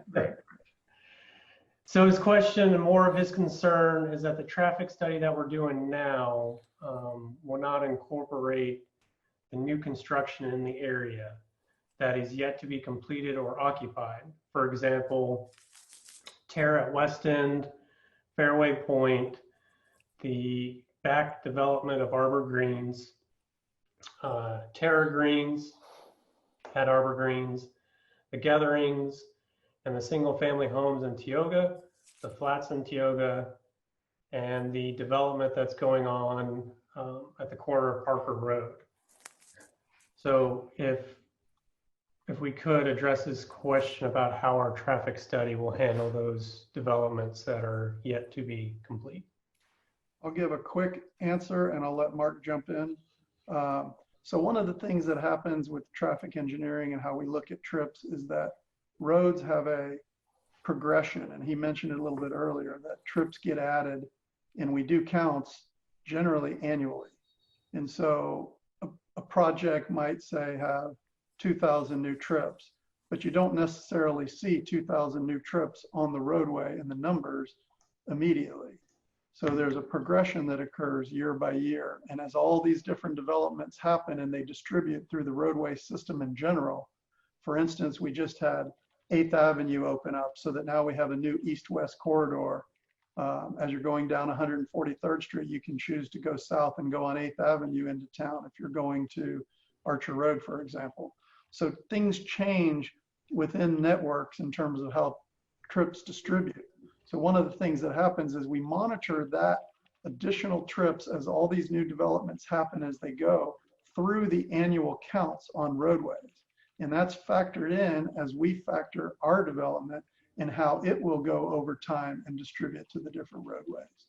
So that's how long-term those development plans are accounted for in the system, is they're accounted for as they distribute and as those trips grow. And as Mark mentioned earlier, sometimes they go down. So sometimes the annual trips on a roadway segment actually reduces due to certain factors like other roads opening up or, you know, different things like that. So Mark, do you want to add anything to that if I've not covered it? Well, I think you did a great job. Two things I would, and they're generic, but just to try to understand, there's historical numbers, which is what you were referring to. And then there's also projections, which there's lots of ways to get to those projections from a standpoint of, you know, something as simple as just saying a growth rate that you're applying on a yearly basis from now into the future. And then there's also lots of models that we can use that are I guess really complicated, but give you reasonable as areas develop, what will those areas add to the traffic network? And so again, we're just in the beginning phases. We're trying to finalize the methodology with both the county and with the department. And then once we finalize that, there's still going to be tremendous effort required to make sure that we address all of the issues, any concerns that we answer the questions. So to your point, it's a long process, but we're, you know, back to the, you know, one of the earlier questions is at the end of the day, you know, this is what we do, and this is what all of us do from the design side. And you know, you know, I guess for just speaking personally, is at the end of the day, we want to be proud of this project. You know, we want it to be successful, but we want it to be a good project. I don't think anybody on this team wants this to be something that is not a huge success. So that's what we're working toward, is to make sure that we can identify any issues before they become an issue and address them, so that at the end of the day, we have a successful project. And Mark, while I've got you on the line here, I mean, we are advancing on traffic engineering issues. Typically, we do detailed engineering traffic studies when we submit for final development plans. Correct. So it's not, correct me if I'm wrong, but it's not unusual that we don't have a traffic study that identifies all the operational issues and characteristics and improvements at this stage. Typically, at zoning and land use, you're just looking at broad brush level of service issues. Absolutely. And so even when we submit for our application, it will have a basic level of service analysis in terms of capacity, looking at level of service. But the big traffic study that I think some people are interested in, you know, whether a signal is warranted, you know, all the different distributions of trips and things like that, that is what we're starting on kind of ahead of time in my mind in terms of what we're doing compared to where we might be. Other projects that I've worked on, we haven't even gone to this level at this stage. So I know people want all the answers, but it is complicated, it's significant, it's major work associated with it, and we need to do it right. And we need to work with the agencies at the appropriate timing, which we think we're actually kind of ahead of time. I mean, if you can just kind of let folks know if that's an accurate representation. Absolutely. I would also say it's iterative. So I view this almost like a flow chart. You know, you go through the process and you go through the 10 steps, and at the end of the 10 steps, you're kind of back where you started, but now you've got better information. So now you start the process again. So we are, you know, I would anticipate that the final site plan won't look exactly like this. And so we will know, you know, we will go through that process, and there may be changes that are very beneficial to the project that we decide as a group that, yeah, that's a good idea. You know, as we've already discussed. So, but it is going to be a process, and we're just, you know, starting that process, especially with the department. And that's why we can't say for a fact exactly what's going to happen on Newberry Road. We can't say we're going to put this turn lane in here, we're going to put that turn lane in there, we're going to put a signal for sure, we're going to, there's all kinds of studies that the DOT are going to require us to do. And it would just be, that would be disingenuous if we told you that we had all the answers, because at this stage, we just don't have all those answers. We do know that we're going to dot every I and cross every T and do everything along the way that we're required to do and more, and make sure that we do as safe a transportation network as we possibly can and comply with all the criteria of Alachua County and the DOT. One item to note is, you know, everybody, this is a conceptual plan. This is not the final plan. So this is our first stab at presenting a concept to the neighborhood as well as to the county. Mark, if you could, before we move on, can you please explain the definition of level of service? Sure. So level of service, generally speaking, from traffic engineering traffic engineering talk, level service A is the best. That's what you would like to see everywhere. That's when there's very little traffic on the road. You know, you can easily change lanes. To the other extreme, level service F is, you know, sort of like grades in school. You know, F is failing. So there's a definition of that. That, to give you an idea of what that is, that's a lot of congestion. So what we typically are shooting for is similar to what you did in school, is you're trying to get a passing grade. So ideally, you're trying to shoot for at least a level of service D, but most of the time we try to make it better than that. We don't, you know, we're not shooting for the bare minimum. We're trying to figure out what we can do to not degrade the level of service.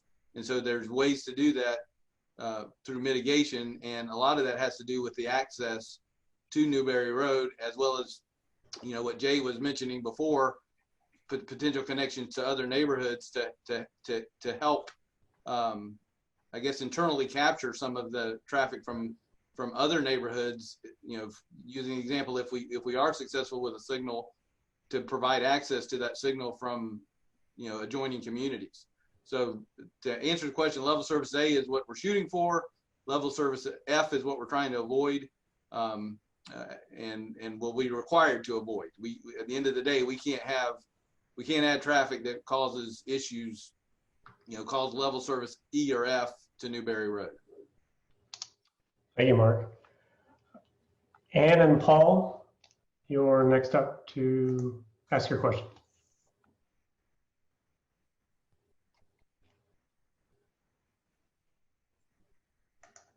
Ann and Paul, can you hear us? I'm here. All righty. Okay, a couple things. First of all, we're starting with a 75-acre parcel, and 15.6 acres is for green space. That leaves 60. If you divide 60 by 6.5, or you multiply 60 by 6.5 per acre, you only have 390 units, not the 480 you have in your proposal. That's a simple math question. Secondly, apartment construction within a mile of the West End Golf Course. The Green Gables Apartments at Parker Road, that's over 500 units. The Tioga Flats is close to 500 units with the 2 in there. And the big one, the gatherings at Arbor Green, which has caused the traffic light installation at 136th Street is close to, I think, 800 units. All those will be available and be on the rental market within the next probably 7 months. On top of that, there are existing units in the old Tioga Flats area that are still for rent. That's over 1,500 apartments coming within a year. And yet you're proposing 240 more apartments. Doesn't add up. And that also goes back to the traffic issue on Newbury Road. Looking at your diagram, and I know you said it would change potentially, I didn't see any recreational space for your residents. No children's playground, no tennis courts or court, no pool, nothing. Where are those people going to go for recreation? And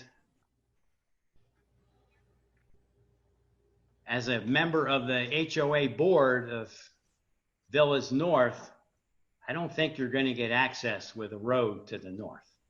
Just speaking for myself. I'll wait for some answers.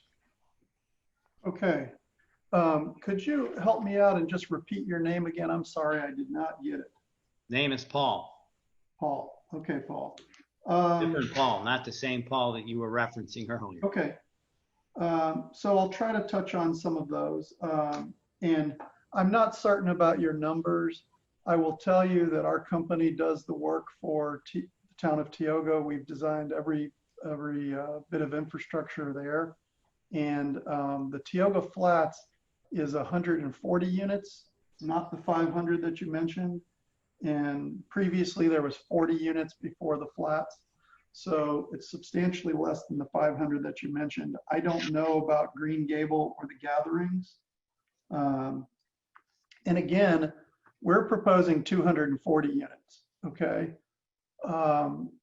There's not a multifamily developer around that would start a project like this if they didn't feel like there was a need for that space.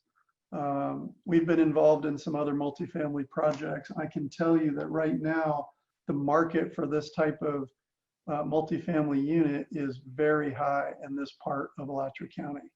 So they have low vacancies, and there is, per market studies, needs for additional multifamily. So if in fact that there's no need for these, then nobody will come and rent them. But those people that will be willing to invest the millions of dollars that it will take to construct a facility like that will do their homework, and they'll know really well about what they can expect for those. There's very sophisticated information, data, and resources that are available to help them determine the availability and the need for units and what their expected vacancies can be. And the people that are in that business, they understand it really, really well. So I would tell you that it won't happen if they don't think that there's going to be a need. So again, I don't know about the numbers that you had on the other projects. If the gatherings is 800 units, that sounds incredibly high to me. I don't know of an 800 unit apartment complex that I can think of. So I'm not sure about your numbers, but I do know that we have a multifamily developer that is very, very interested in this project. They're a very strong group that has tons of experience doing this type of work. And if they decide to go forward with this project, I can assure you there's going to be people that are going to be moving into those units. Some of your other questions about recreation. So that's a very good question. You know, where is the recreation area for our residents? And we haven't got to the point that we've designed every single aspect of this project. We haven't designed, you know, all the roads. We haven't designed all the utility infrastructure, but we do plan on using some of the open space area that we have here to have something like a playground, a dog park. You know, there might be a putting green. We might resurrect some of the existing golf greens and create a putting green, or, any other number of, recreational things that could be utilized here. We certainly plan to utilize some of the open space area where feasible to provide some, playground or amenities. We haven't gotten to the point where we've designed all of that stuff yet. Again, as we've reiterated, we're pretty ahead of the game on developing this plan. I know that we've indicated that the plan could change, and it could, but I will also tell you that we have put a lot of time into this. And we have some ideas about, adding a playground or two somewhere to support the neighborhood. And there's plenty of open space. I mean, you see 7.9 acres, 4.4 acres, 3 acres. I mean, those are huge areas.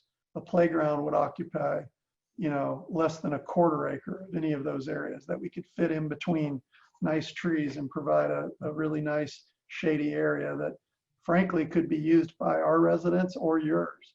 And then you also commented about the connection to the HOA to the north. And as I mentioned in my presentation, that is exactly your prerogative. We're not presenting this connectivity because we're anxious to have our people go to the north and invade your neighborhood. And honestly, it's quite the opposite. I mean, the reason why we're proposing the connection is we thought that at some point it might be desirable for you guys to use our roads and come into our project.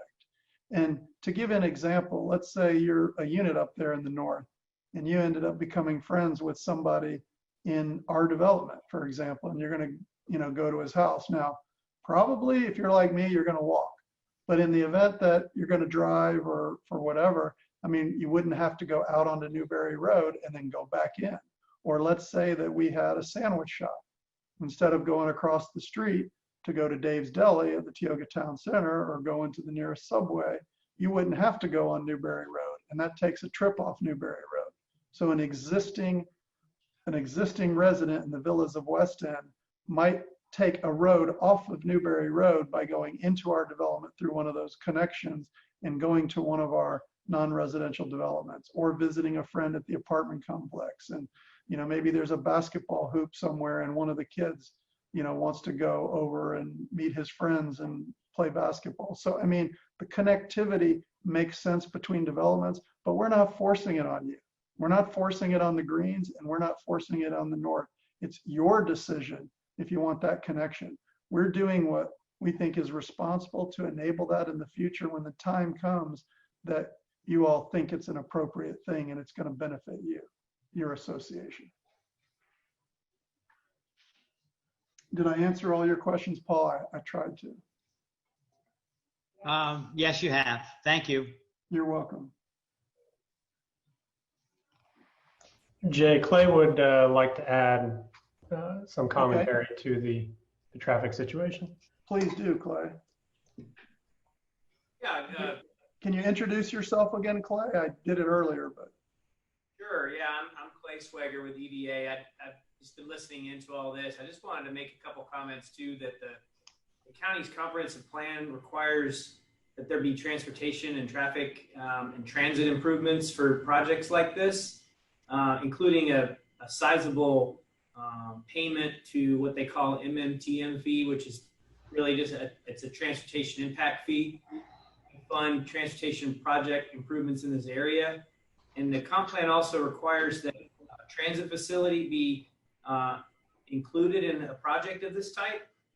And that's going to be a key component to having RTS bus service out in this area, which will provide another opportunity for people to get around without getting in their car for every trip, particularly in these, near the Tioga Town Center and the cluster that we have here.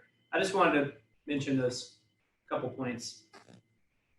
Yeah, that's a great point, especially about the MMTM funding, because folks probably wouldn't be aware of that. But I would guess that the MMTM contribution to a project like this has got to be north of $2 million. I haven't run the numbers, so don't quote me exactly on that, but it'll be a substantial amount of money. And the county collects that money, and then they use those funds to make improvements. I believe, for example, the 8th Avenue improvement down on through Tioga that connected to 43rd Street that they used impact fee, transportation impact fee, and MMT funding to help the construction of that roadway to create another network through there. That was part of a master capital improvement plan for Alachua County, and that's where monies can be used, and it can be something like signalization improvements. I remember that a signal was put at the intersection on 143rd Street up at 32nd, and then also up at Millhopper Road where that connection was. And I think that used impact fee money, MMTM funds. So yes, part of the way that we handle the impact for new transportation is provide funding to the county so that they can make improvements in the overall network. So yes, that's a really great point, Clay. I'm glad you brought that up because I'm sure people wouldn't necessarily have known that. Next, we have Joanne Neal. Thank you for joining us tonight, Joanne. Thank you. I just have a few simple thoughts, please. I'm just wondering, and this gentleman said it earlier before, but are you a little bit late to the apartment game because of all of the apartments that are being built around here? When I look at traffic, I don't look at traffic like we've been talking about it. I look at traffic as people, why would someone want to come out here with all this traffic that's being generated to live in these apartments when really there's nothing even out here? I mean, I don't even know why people would want to come out here to stay in a hotel. The mall that's right down the road is pretty much dying. If I were you and I had your opportunity, I would design what you're designing in a way that brings something to the community. What I see is not something that I would want to live in. A little pool, apartments, jammed in by other houses. I mean, if you go back to Terra and you see the for sale signs that are back there already, and that's because people don't want to live the way that you are designing things. Now, if you wanted to go to a restaurant back in here in Jonesville, you'd have a tough time finding one. So instead of a hotel, maybe you want to put some restaurants in or some space where people could have restaurants, or put your green spaces in between the apartments, and make it safe and where people want to live. I just don't see this as a place that you're drawing people into, okay? You got apartments all over. You got apartments across the street. Now you have Arbor Greens is all packed up with apartments. I go to work now at 6:30 in the morning just so I could get, out of the traffic that's being generated. I have people who say to me, why do you want to drive up there all the way past the mall and everything in the traffic? I mean, you think people want to live up here, but if you don't create it the right way, it's not going to be a place where people are going to come. And I see that already. So I just wanted to say that, we know change happens. You don't have to preach that to us. We expect change. We're used to change. But we think that maybe if you took a few of us on the side and worked with us and some of the other people, we might offer you some better ideas than I think the ideas that you are presenting right now. We live here. We know what's needed here. We know what's not needed here. And what you're showing is really just more of the same old, same old. So thank you. Thank you for your time. I appreciate it. Thank you, Joanne. You make some good points and you obviously know the area. Back to the multifamily and the apartments, there are trends that are occurring that young people are desirous of living in these type of communities, because usually in an apartment complex like this, they have gyms, they have clubhouses, they have pools that people like. They have amenity features. If you look at our little plan that's on the screen now, there's a lot of little green spaces and things. And younger people are making the choices to live in an apartment and are choosing not necessarily to buy a home. So there are plenty that are, but there is a jump in the desire of folks to live in apartments as opposed to buying. Some people now, I mean, my generation, the baby boomers, I mean, home ownership was super, super important to us. It has been for me. I'm not so certain it's as important to my son. Maybe it is, but I think that it's easy for us to reflect on only our experience and what we think people want. But as you can see by what's going on in the world around us, there's all kinds of people with all kinds of different ideas of what they want and what they think and what they want to do. So I don't know the answer about the multifamily, and I do agree with the comments that have been made that there certainly have been new multifamily out there. I would just continue to suggest to you that if people don't want to be there for that multifamily development, it won't be built. So this is a long-term development plan. It still has to respond to the market. Mr. Mukhtara, for example, could decide, I don't want to do as many of the lots that are in this color, and he might decide to do more bigger lots because the market comes in and says, hey, I like this size lot more than this lot. And he's going to want to sell lots. If the multifamily guys decide that I need to do less units and I need to have, a really incredible water slide in the project or something. I mean, who knows what they'll come up with, but the market adapts to what the demand is. Currently, they still feel like there is capacity for luxury apartment style living. And that's what this would be. So again, you may be right, and I don't really know, but I do think that it just won't happen if there's not a demand for it. So maybe it's a little different than both of us think. But again, we are, as I've mentioned before, we are very willing to meet with you and hear any ideas you guys have, because I agree with you. You know this area, you live here, you experience it daily. So we're open to those opportunities to sit down with you and your friends and listen to any ideas that you have. And I think Mr. Mukhtara has expressed that earlier as well. I hear you about the restaurants also. I hear you about the restaurants. May I just say something else? Yes. I agree with you 100% that younger people do want to live in apartments.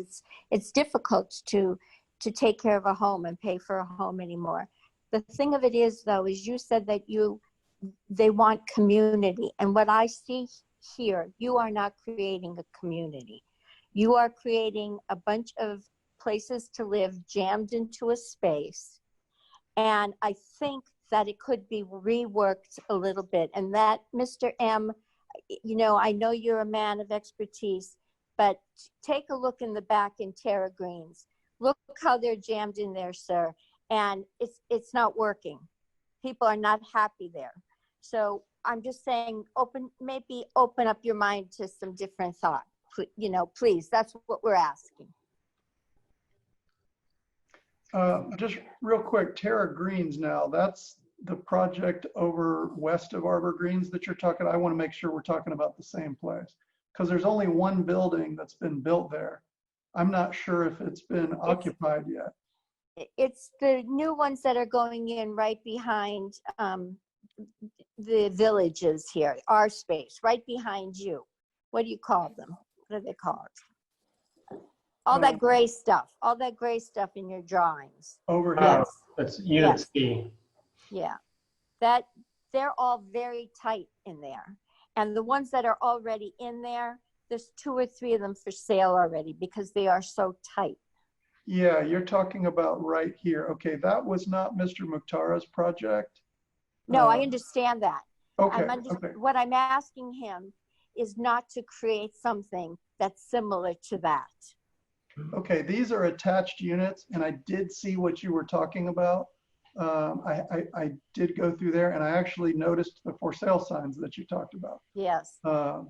So yes, we Mr. will take a look at that. Mr. M, all we ask as a group is that you build something that people are proud of and people want to live in. Not that they're going to come there, live for a short period of time, wreck the place, and be gone. A space that I go over to Tioga, and it's beautiful over there. It is beautiful. The green spaces go in through the homes. There's places to walk. Your green spaces that you're pointing to, yes, are on the sides, okay? They're more buffers than they are green spaces throughout the property. And maybe you could just rethink that a little bit. Tioga is beautiful. I'd be proud to live in Tioga. Maybe something more similar to that. Thank you for your comments, Joanne. We do appreciate it, and I agree with you. We think Tioga is absolutely beautiful as well. We are going to try to do our best to have some of the similar things in Tioga. For example, we're going to have tree-lined streets. We're going to have sidewalks on both sides of the road. We're going to have curb and gutter roadways. We're going to have street trees throughout, open spaces with trails. Tioga probably, you go into some of those new homes back there and you're probably talking about, $500,000. It's a slightly different location there with some of the high-end places, but we're going to implement some of the same design strategies. That's a TND. That's what we're proposing here. I think when we're done here and we build these homes, I think you're going to be surprised at what this is going to look like. I think, we're going to implement some of those same strategies that's in Tioga. So, okay, let's move on to the next. We've got a lot of people here, I'm sure, Chris. Yes, we do. Just one item I would like everybody to please take note of is, if you could in the chat, please keep it clean and respectful if you can. Next we have Bill and Terry. Bill, can you hear us? Terry? Yes, can you hear me? Yes, we can. Great, thanks. Appreciate you letting me comment. Did have a couple comments. I just want to reiterate what Paul had commented on the 1 to 4 units per acre seemed to be kind of a misrepresentation of the actual 480. And so I was kind of disappointed in that presentation there that was presented that way. Anyway, another comment on the motel. I'm just going to be frank. A motel in that size is just an invitation for crime. I just want you to think about the small hotels around here, the budget motels, Motel 6. Think about the clientele that hang around those places. It's a crime center, and it's just going to really draw criminals to this area, and it's just not a good idea at all for that reason, not just as a hotel, but just the people that are attracted to hotels, small hotels and inexpensive hotels. The other thing is the retail. I don't think we need retail here. There's retail across the street in Tioga. There's retail all in Jonesville. There's plenty of places to eat and to do whatever. You have small retail areas. Again, it's going to attract stuff like, tattoo parlors and such as that. It's not a good attractive element for a neighborhood. It just isn't. So those comments, question, okay? You got your map up there. I wanted to look at that. I wanted to look at the southeast area where you're telling me that there's 7.9 acres for the green area or open space. Yes, that 7.9 acres is all of this open area from here through here. Yeah. I'm sorry if that may be misleading. It's open space area number 1, and it's just shown in 2 places, but this is all connected. So it's from here all the way. I can't really see here. I'm sorry, I can't see your arrow. Okay. I thought my arrow would Your be map's showing not, that. yeah, your map's to the far right, and I've got stuff covering. So, Oh, I see. Okay. yeah, can you move it over just a little? Um, I don't know. yeah, it's a little difficult to do that. I think probably you're going to have to move your. All right. You can grab the little pictures of people and scoot them over if you Gotcha. want. I got you. Okay, I got you now. All right. So you're telling me the 7.9 is what? The 7.9 is all of this open space through Wow. here. Combined, it's 7.9 acres. All of this running right through here. Well, you should have color coded it as one space, not 7.9 here and some more space up there, because that's just totally misleading. Well, we didn't intend for it to be misleading, and you asked a question, and I'm Okay. answering it and trying to make it clear. All right. Sorry if it was misleading. That certainly was not our intent. All right. It's hard because it's connected. There's no real break line anywhere. So, but we'll try to, improve this graphic if that seems to be a problem. Okay. We have no intent of being misleading. I think what we're doing today, I hope it's at least showing you that we're trying to be as straightforward as possible with everybody and let you know exactly what's going on. So I'm glad you're answering the questions. And one last question, where's the parking for the units here? I see parking for the hotel, parking for the apartments. There doesn't seem to be any parking areas for the homes otherwise. well, these are single family homes, detached homes, so they'll have driveways. And then we have streets with where street parking would be available on the streets, just like any single family residential subdivision. So you don't typically provide additional parking for a single family detached residential use. So each unit, every single family unit on here will have its own individual driveways. Most likely they'll all have garages, and then the streets would be available, just like in Tioga across the street, for example. Okay.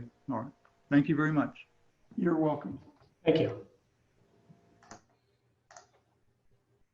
One quick thing, Chris. I think it's pretty clear that a lot of people have opinions about the hotel. That was an interesting point Bill had, mentioning crime as a reason. If folks, it is 8 o'clock, and like I mentioned, we'll go long. Certainly, if you have something to add to that about the hotel, please, add. It's perfectly fine for you to say you don't like the hotel, but we 100% hear you on that one.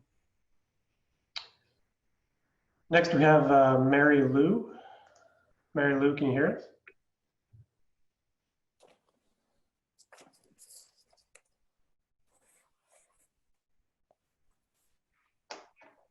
Mary Lou.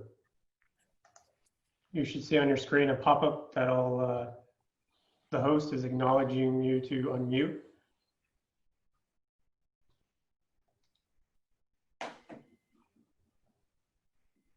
Okay. All right. Hi, Oh, I'm there Mary you Lou are. Mansfield. I live in Tioga.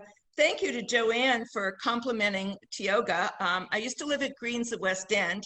I'm in Tioga, and to say that we have $500,000 houses here, there are $1 million houses and above. I do not live in one. But one point I will make is the developer, Luis Duez, still lives in this community. And today I just went to a virtual board meeting where he was there, and he cares what's happening. 3 years ago, I sat at the Villages at West End at one of these presentations. Andrew Hoder was there because he wanted to develop Fairway Point behind the Greens, where I used to live. And he gave us a wonderful thing about how much he cared about us. In fact, his family had developed all of the greens. His grandfather had built the golf course from the beginning, and he cared about the community. And then his father developed the villas with one of my friends. And then they developed the greens at West End as apartments and sold them off to someone else's condos and kind of left that to whatever. Turns out that the greens had never even been rezoned because nobody cared to notice. And the only reason it was ever rezoned from recreation to residential was because Mr. Hoder, Andrew, the grandson, wanted to sell and develop the land behind us. He and I argued quite a bit in front of the commission and at the meeting, different places, not because I'm a bad person, but because I care about development, as you say, but controlled development. And Mr. Hoder said to me, I don't want you to think I'm a bad guy. I don't think he was a bad guy. Mr. McCarr, I don't think you're a bad guy, but you're a businessman. And you're certainly not going to sell less or do less to make all of us happy. Maybe so we don't oppose you, not so our life is great. If you said, I'm gonna live in that community, my family's gonna live in that community, we're gonna drive out on Newberry Road where you can hardly turn out right now before all this other development. By the time it gets to the commission and we discuss roads when you give your studies and schools, which nobody has brought up, the commission hits their head and goes, oh my gosh, did we question that? And when we questioned roads, you know what they said? Oh, we're eventually going to develop 12th Avenue that goes across behind the villages in 10 years. And you cite 8th Avenue. Guess what? 8th Avenue goes straight through Tioga.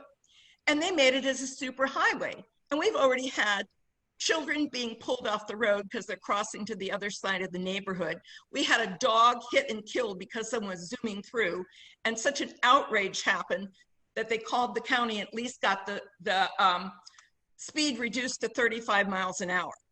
But Tioga was told when that road was going through that there would be designated crosswalks with signals. Those don't exist. There would be speed bumps.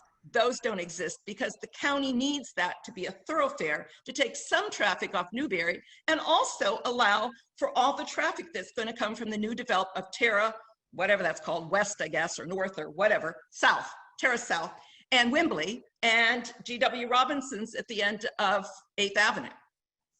It's out of control. The whole thing is out of control. Mr. Mataka, you say, everybody's being very nice to you and saying, we want you to work with us. I don't want you to work with us. I want you to pick some other place to do your development because Newberry has enough right here in Jonesville. We need a green space. If it can't be a golf course, it needs to be a park. It needs to be a wildlife refuge. I don't care what it needs to be, but we need no more cars, no more people, no more laying on our infrastructure. I think somebody in Alachua County should do a study of how far behind we are in infrastructure.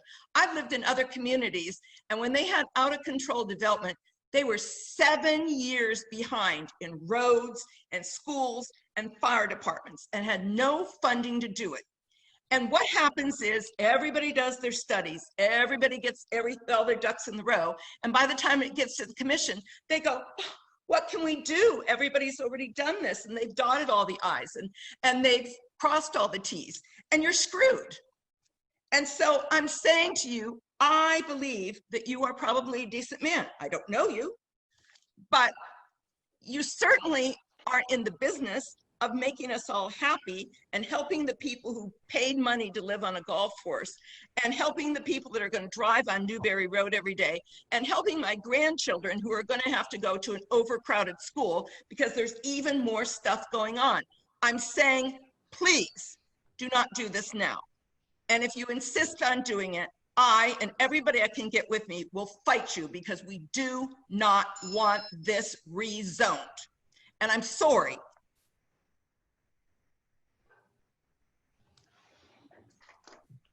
Thank you, Ms. Mansfield. Your comments were duly noted. I also happen to believe that Luis Diaz is a fantastic developer. He's a close friend of mine. We've been involved in Southwest 8th Avenue. I can only tell you that I handled the presentation to the neighborhoods and handled the design of Southwest 8th Avenue through Tioga, and we never promised any speed humps or signaled crossings. That was never part of the plans or never presented to the neighborhood or anybody. So I'm not sure where you got that from. Well, I heard it from neighbors who were complaining and called their commissioners and said, we need the traffic at least slowed down on this. And I will tell you that we tried our best to convince the county when we did the project to begin with to use 35 miles an hour. Luis Diaz and myself both lobbied for that. And you're right, I did hear about the dog that was killed, and those are some of the things that finally got people to realize what we had been asking for all along. But listen, I know we're not going to change your mind, and we're not going to try to change your mind. You're against this. We understand that. You have that right. We're just going to try to do the best job we can. And I think it's somewhat of an irresponsible decision for people to take that position. I understand that, you have yours. Where do you live, Jay? Where do you live in Gainesville? I live in town. And by the way, Luis does not live in the town of Tioga either. No, I didn't say he did, but he still lives in town. Mr. Macara, where do you live? I live in town. You live in town? Where do Yes, you live ma'am. in town? I'm not going to give you my address. Okay, I don't want to come to your house, but All I will right. give as an Thank you. example, when we talk about putting a traffic light to enter this new subdivision, we're going to have a traffic light at Arbor Greens. We have a traffic light at the west entrance of Tioga. We're going to have another one. How many people have gotten caught in traffic at the Tower Road I-75 nightmare of traffic light, traffic light, traffic light, traffic light? There's so much traffic, they can't get through the traffic light to get to the next traffic light for people to get out. It's irresponsible. Our county has gotten out of control. And I'm sorry that you're the victim of everybody else got here first and developed. But I said to County Commission, you should have put up the stop sign a long time ago. How about getting with it and putting up the stop sign now? I'm not saying don't develop ever, but don't develop there and don't develop now. Thank you, Ms. Mansfield. I understand you're absolutely entitled to your right to oppose us. It is getting late. Let's move on, please, if that's okay. Yes, next we have Christine. Going to unmute you now. Can you hear us, Christine? I can. Thank you for letting me speak. Some of my questions have already been posed, so I do have some questions though. I'm a current resident. I live on what is a proposed open space. And what is your plan for access for current homeowners to access the green space? We propose that you all have unlimited access to use the green space. We will have to put that in our homeowners association documents that enables the neighbors to utilize the open space. But our plan is not just to put our open space, our trails in to serve just this development, but also to serve the neighborhoods around it. I think we've mentioned that. That's our plan. That's what we've discussed. My next question is then, how are you going to provide privacy for your buildings? Because I know now that there's pathways through the Villas North and that run very close to houses, and it's a huge privacy problem for the residents. So, I mean, there's going on to the Villas of West End, the Patio South, Villas North, the Greens. There's, all around, there's going to be privacy issues for your proposed residents. Okay, so, obviously the single family residential neighborhoods, like any lot, and just like you guys, you certainly have the right to put up fences. We can provide landscaping, screening. There's different ways to provide more privacy if it's desired by either your association or, our residents. There is some vegetation and trees and things that line these areas. I think, well, you got to work right behind people's houses. So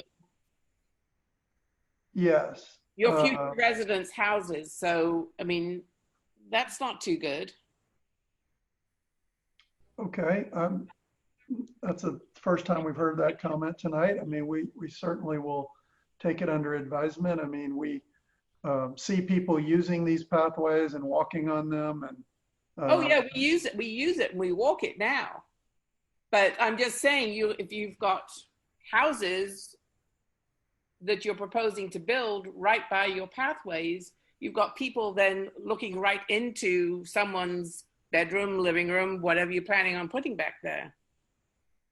Well, they wouldn't actually be looking into the bedroom. I mean, the homes, these are the lots, not the homes. So, I mean, the house would occupy, there would be a backyard, there could be fencing if those neighbors wanted it. But keep in mind, you know, these folks will know about the pathway that's being put in, so they'll understand that there's a pathway behind their home.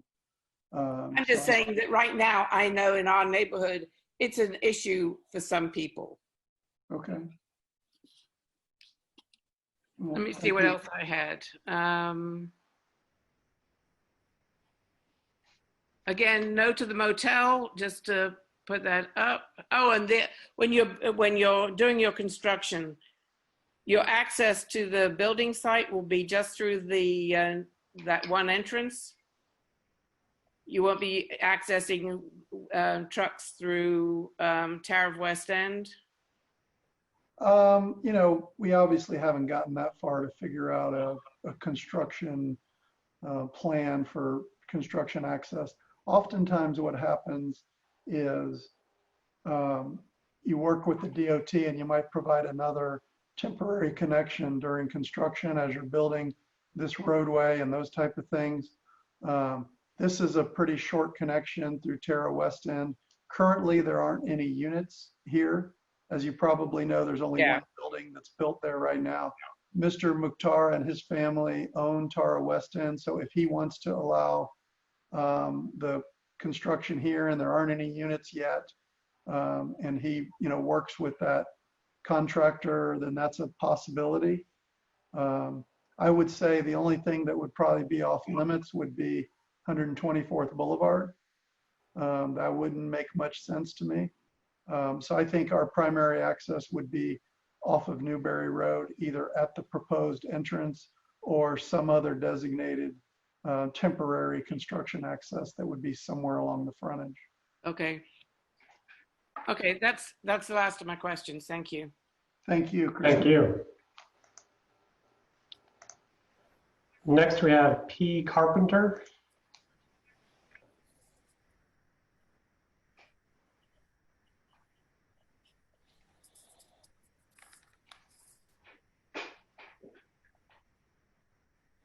Looks like they're still muted. Again, look on your screen if you get a little pop-up that'll say to unmute yourself. P. Carpenter, can you hear us? It's showing that you're unmuted. Shows they're muted on my screen.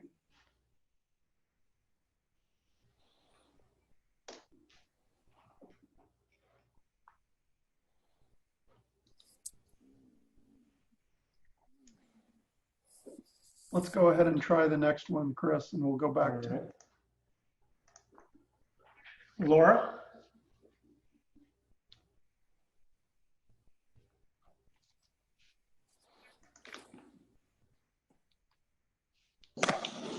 Yes, can you hear me? Yes, we can. Thank you. Okay, I sent you a message. Did you get it, Chris? Did you get my question?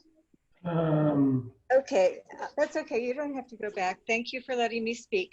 I am really concerned for the safety of our children and our children's children. I moved here when there was not any development going on, and we lived under a beautiful canopy, and the neighborhood, the people in the neighborhood drove safely. And there wasn't any concern about walking. You could even walk in the street if you wanted to. And you could walk across the road to Tioga. Now traffic is so ridiculous. You can't allow your children or your grandchildren to go and walk to Tioga. It's just too dangerous. Adding more construction brings in more danger. We're just, you know, enough is enough. I really think that you don't need to build more places for people to move to Florida to live in. I think you need to think of maybe places for people to come for recreation, for people to come and have clean air to breathe, for people to be able to listen to the birds and see wild deer and hawks. You're destroying all of this with construction. And it's not just you, it's every single construction site along Newberry Road. It's just terribly sad. We're not leaving a legacy for the future. We're not leaving a legacy for our grandchildren. Think about the pollution. Think about the quality of water. Think about being able to see a tree and butterflies and hummingbirds. They exist here now, but they won't for much longer. It's just really sad. You can't envision a future of the whole world if we build on every tiny little green space. I don't know what your plan is for safety issues or safety of the environment, safety of the soil, safety for trees and plants to grow. Just please consider the safety for our children and our grandchildren and their children in the future. We're going to be long gone, but think about what this area is going to look like in a few years.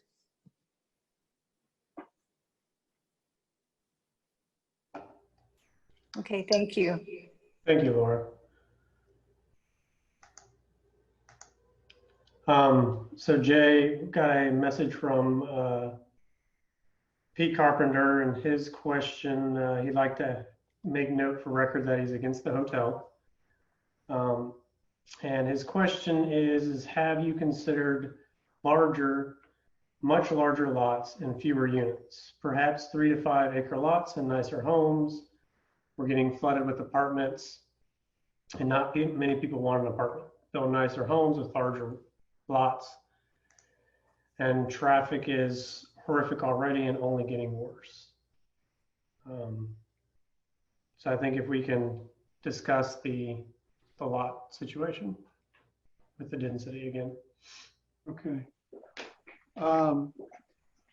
So obviously, infrastructure is incredibly expensive to provide water and sewer and all these things to developments, and the trends have been for lot sizes to be smaller, and people are choosing to live in smaller lots these days.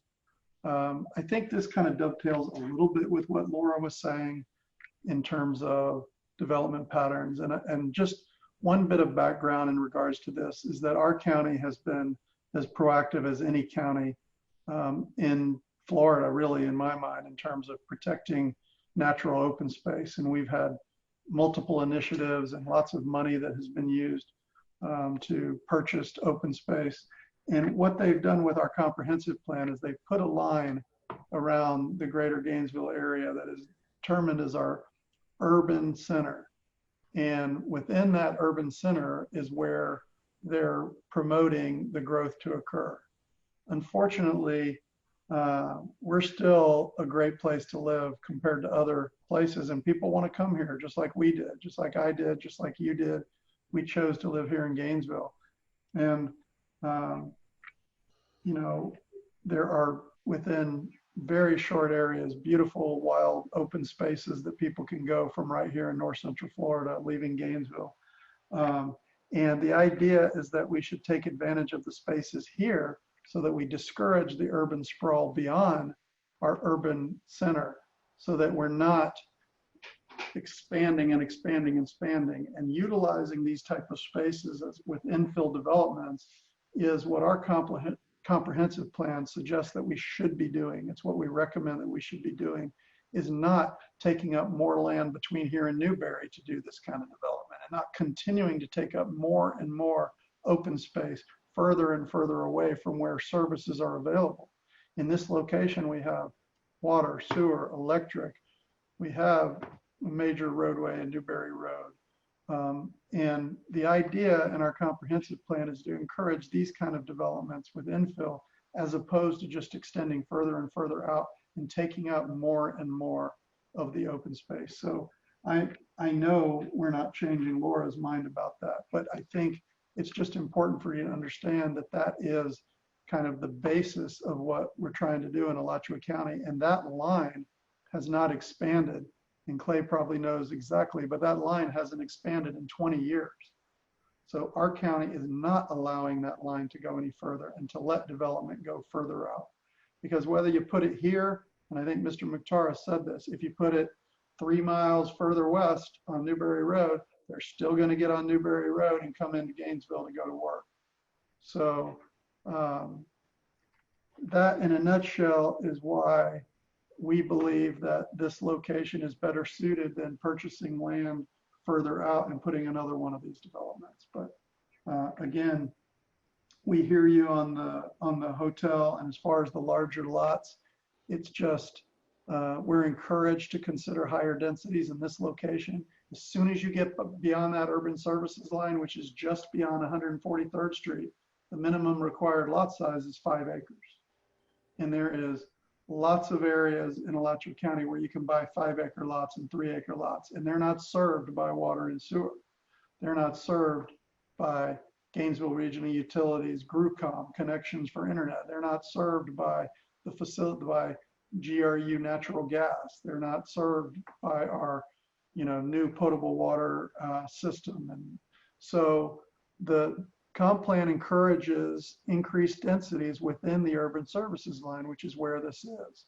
So have bigger lots been considered? I'm sure Mr. Mukhtar has considered bigger lots, but this is kind of the happy median of where he thinks he meets the market demand in this location. These lots are similar in size to what's being developed in the town of Tioga. They're similar in size to what you guys have on these adjacent properties in and around the villas of West End. So again, we think this is a responsible representation of what this project can be. And we think it's similar to other types of developments here. And it is designated to be the type of place that we should be doing development inside the urban services line. So thank you for those comments and the questions. And again, we hear both of you about the hotel. Next, we have Matheny.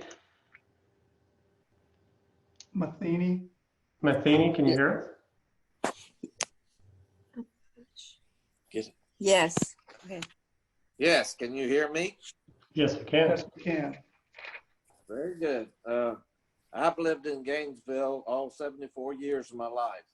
I've been out here at the Villas of West End South since 2012 when I had a sinkhole right off Parker Road in my backyard.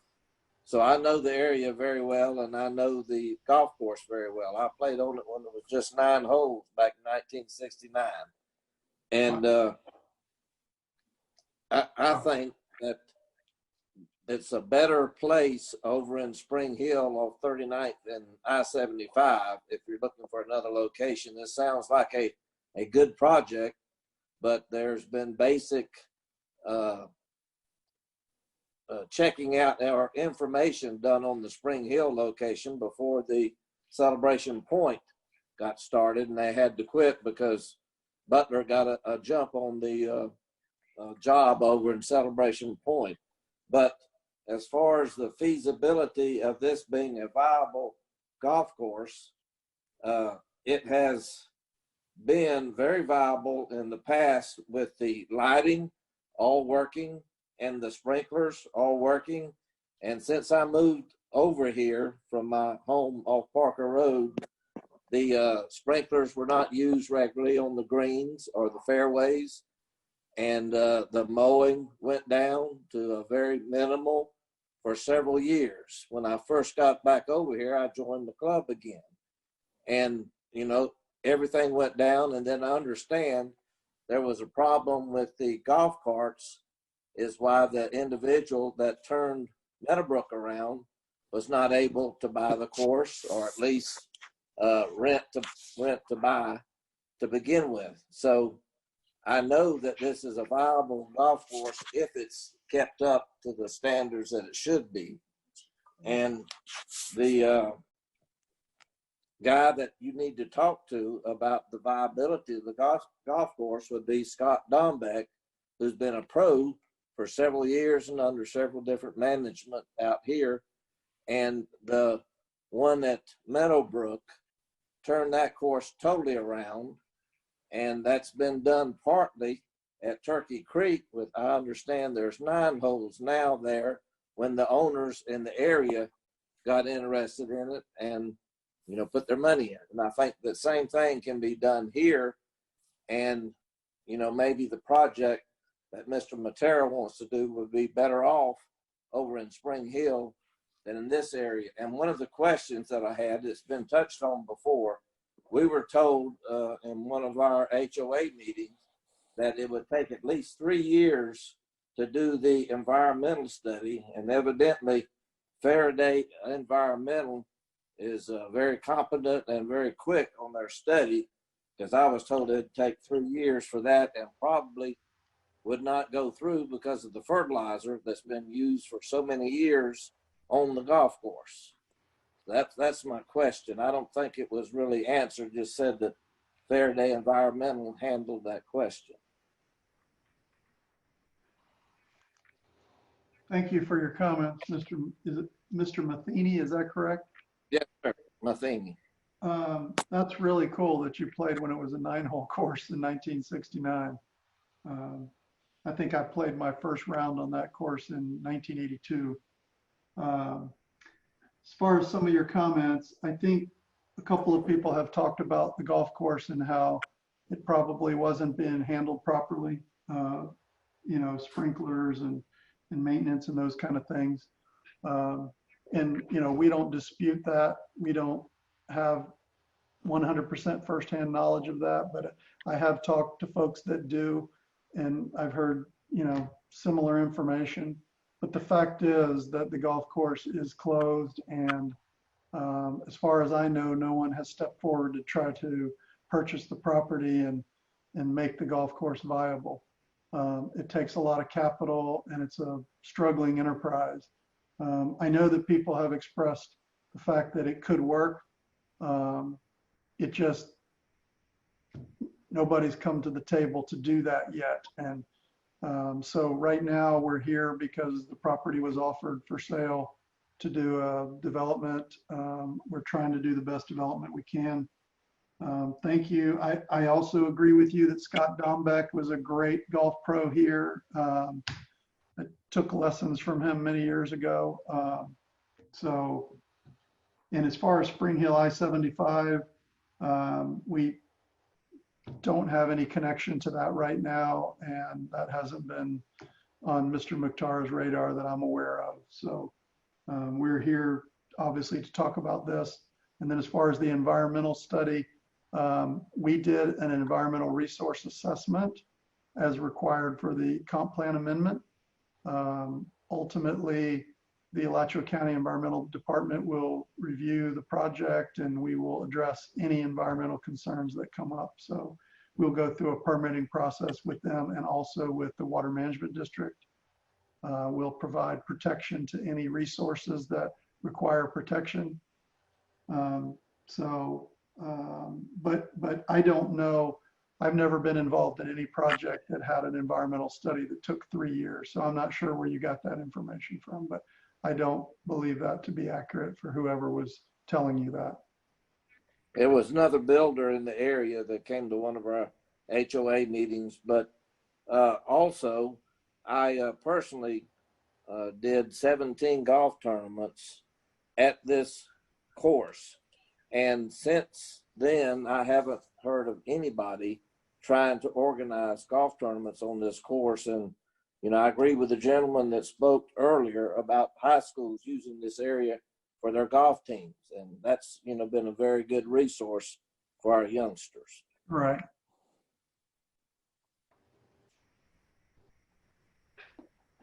But thank you so much for letting us speak.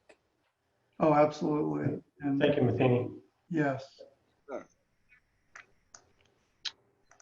Next, we have Barbara. Hello? Yes, Barbara, we can hear you. Can you hear us? Yes, sir. Hi, I'm Barbara Goad. I'm speaking for my father. He's 89 years old and has a very hard hearing because he used to be a fighter pilot. So I'm reading his letter, and then when I get done with his, I would like to speak and read mine. Please. Okay, this is his, Bob Good. I think I speak for the majority of homeowners in West End when I say that we expect some eventual development activity, like maybe a strip shopping center on Newberry Road. There is additional acreage behind that location where the driving range was that could be developed for any number of uses. But the current proposal by Brown Professional Group would be devastating for a number of reasons. Countless trees would be destroyed, grass would be replaced by concrete, construction noise, dust, and traffic would continue for years, and the urban impact would be overwhelming. And that was my father. Okay, mine, I did not, I've written something, but as I have changed it so many times listening to y'all tonight, I have just, as I've been waiting to be called, I have just gotten more and more pissed off. And so anyway, I've changed it and modified it so many times. So I'm just gonna jump around because I have so many questions. But the big thing that I have a question about is I'm confused. Are you gonna be renting these or are you gonna be selling these? You keep saying apartments. Okay, on this screen, you see the 247 single-family residential units. Those would be for sale. Those would be individual lots, and those are the ones that you see in brown and also the ones in light blue. So there's a few townhomes, and the rest are all single-family detached units. So those would be for sale. The only thing that would be rented would be the apartments, which are in the dark blue. On the front of the project, on the front right, as you come in on the right in this location right here. Those would be the apartments. All of these around here would be for sale, single family lots. They would be platted lots and they would be owned fee simple by the individual buyer who would own their own home. Okay, so the ones that are in the south over by like where the clubhouse used to be and by the hotel, those are going to be rented by the road.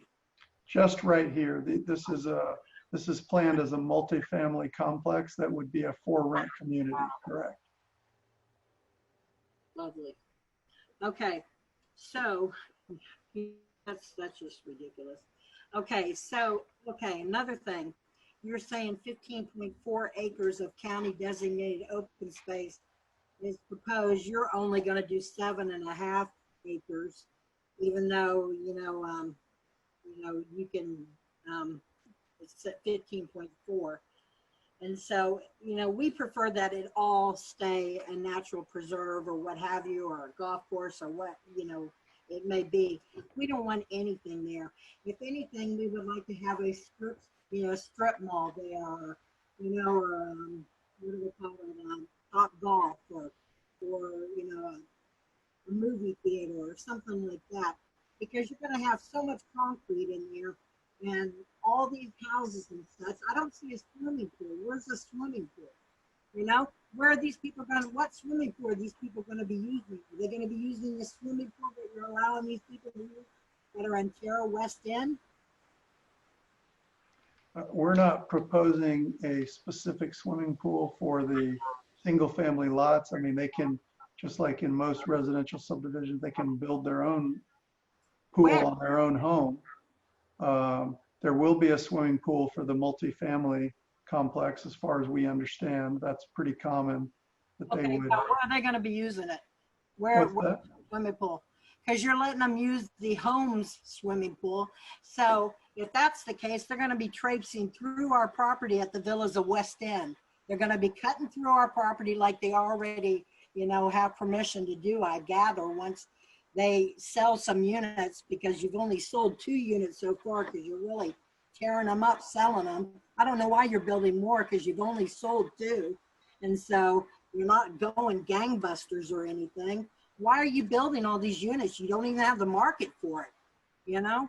It's just ridiculous. You're just saturating the area, you know? When we make appointments for my father to go to the VA, we're like, don't make it in the morning because we can't even get out on Newberry Road at 9 o'clock. You know, it's ridiculous trying to get out here. And if you put a light here, then you got another light at Tioga. I mean, this is ridiculous. How do you think you're going to pull this off, you know? And so it's just going to be too many people here. And then a hotel, oh my God, the crime. I agree with Bill and Terry. The crime that you have with the hotel is ridiculous. I got mugged at a hotel back in my 20s by 2 gentlemen at a hotel getting into my room, you know, ripping jewelry off my neck. You know, the crime is going to be ridiculous that we have here, let alone all the people renting there, the people that go in and out of apartments. That's going to be ridiculous there. You know, and Mr. Syed Mukhtara, how do you pronounce that? Mukhtara.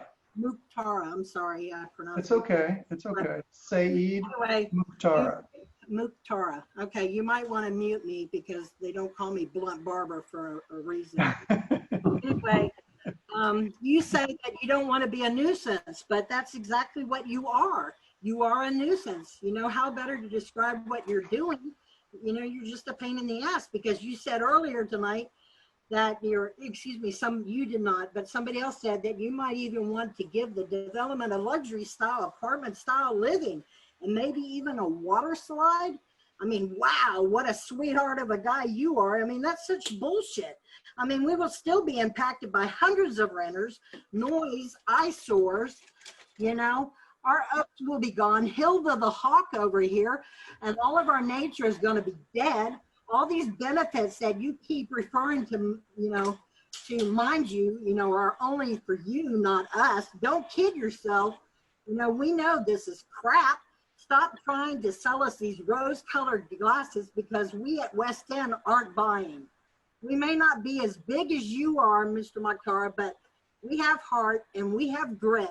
And we plan on fighting you. We plan on picketing or fighting or whatever we have to do to make sure that this venture or whatever you try to pass through here is a living hell. So good luck on getting rezoned. Thank you, Blunt Barber. We heard your comments and we understand. I will just add that it's pretty cool with your dad, 89 years old, a fighter pilot. I mean, that's incredible. And, you know, thank him for his service. And we're sorry that our development is causing you guys heartache. Again, we'll try our best to do a great job. Next comment. Susan Pruitt. Yes, sir. Can you hear me? We sure can. That's nice. How can we help you tonight? Yeah. Chris, I spoke to you about 2 weeks ago regarding people who weren't able to access Zoom. And you told me that we were going to have individual HOA meetings. And my question there would be, how will we be advised of those? And then my other questions, we'll just read them off. How does this plan fit in with the low density? Let's see, I got it here. I'm nervous. Okay, take your time. Oh, okay. How does this fit in with the Jonesville Low Activity Center that was created in 1991? That's one question. My other question is, do you have to have a final plan before you go to the rezoning process? Okay. You want me to go ahead and start on those questions, Susan? Yes, Okay, please. all right. Okay, so as far as individual HOA meetings, we certainly are amenable to that. We think that would be great. I mean, we're all about sitting down and trying to have constructive work together. I would advise that maybe the leaders of the HOA would reach out to us and determine if they feel like they can have a safe in-person meeting where we can social distance, and maybe in your clubhouse or something, we could come to you, and depending on the numbers, we could accomplish something that way. We would also be open to do additional meetings like this with, you know, a smaller group of the HOAs or whoever, a group wants to be put together. I mean, and then as far as how you would get noticed, the only way that we could do that would be, and notice everybody, would be do something similar to what we did with this meeting, and that would be send out mailers. If people email us with their email address to those numbers, we can get a email group together, and we can send out emails to everybody. If there's going to be a meeting, a Zoom meeting, we can try to do some informal meetings. We're open to suggestions to work with you. We don't have access to everybody's information, so it's hard for us to reach out to everybody other than how we did it, which is get addresses and get information on people's names from the property appraiser's office. But if people will reach out to us by phone or by email, we can start gathering names. And again, we're willing to sit down and try to listen to constructive criticism and see if there's things that we can do to assist you all. That's how we would handle those meetings. As far as the Jonesville Low Activity Center, I know that activity center was created around Jonesville, a little bit further west of us. Mm-hmm. So this property is not actually in the activity center. So it really doesn't, it's not subject to those particular activity center requirements. I know there's been changes in the recent comp plan about the activity centers. I'm not sure what exactly was done with that particular activity center. I'm not sure if Clay Swager is still on the line. He may have something to add to that. And then I think your last question was about when would we have a final plan? Is that correct? No. My question was, do you have to have a final plan before you submit the application for rezoning?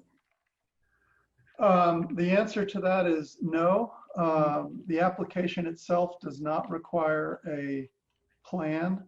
The application is about determining if low density residential is an appropriate land use for this property. We felt like it was important to present a plan. We felt like we wanted to be upfront with people. People don't want to just know that the land use is changing. They want to know what's going to go there when the land use changes. So that's why we prepared on this plan, and we specifically did not and have not made our application until we had a real plan to present. So our concept of our entire design team, starting with the Mukhtaras, was not to submit an application until we could present to you our plan. So this plan has been worked on excessively to try to make it meet all the county requirements. I mean, we're trying our absolute best. So it is not a final plan. We've mentioned it's a conceptual plan. It can change. We have the ability to work with the neighborhood and work with the county and the DOT and various people to develop changes as they're appropriate. So the answer is no. A final plan is not required for the land use and zoning, but we're trying to present as finalized a plan as we can, even though it is conceptual. Okay. I have one more question. This low density residential, and you get that approved, it actually gives you a free blanket to do whatever you want. You can build apartments, I mean, it just seems a very, it's confusing to me that it would allow such a high density situation. So to me, it's like giving you access to do whatever you want to do, period. Well, we can't do everything that we want to do, or you know, there is limitations. There's limitations on the land. There's limitations in the code as to how many units you can do. And yes, the code does allow a density bonus above the 1 to 4 units per acre. For instance, the next density range up is 4 to 8 units per acre, and then it's 8 to 14 units per acre. So if we did medium density residential, for example, which is the next highest up, then you could get density bonus on top of that. So the low density residential doesn't get any lower than that in terms of what we could request. So from a residential standpoint, low density residential is the least dense. And again, it would create development from a residential standpoint, single family particularly, that's consistent with the densities that are surrounding. So you're right, there is a density bonus above the actual 1 to 4 if you construct this T&D per the county's policies. And one other thing is we're Newberry mailing. We are not part of Gainesville. They have not annexed us yet. And that's all. I thank you for your time. Thank you. Thank you, Susan.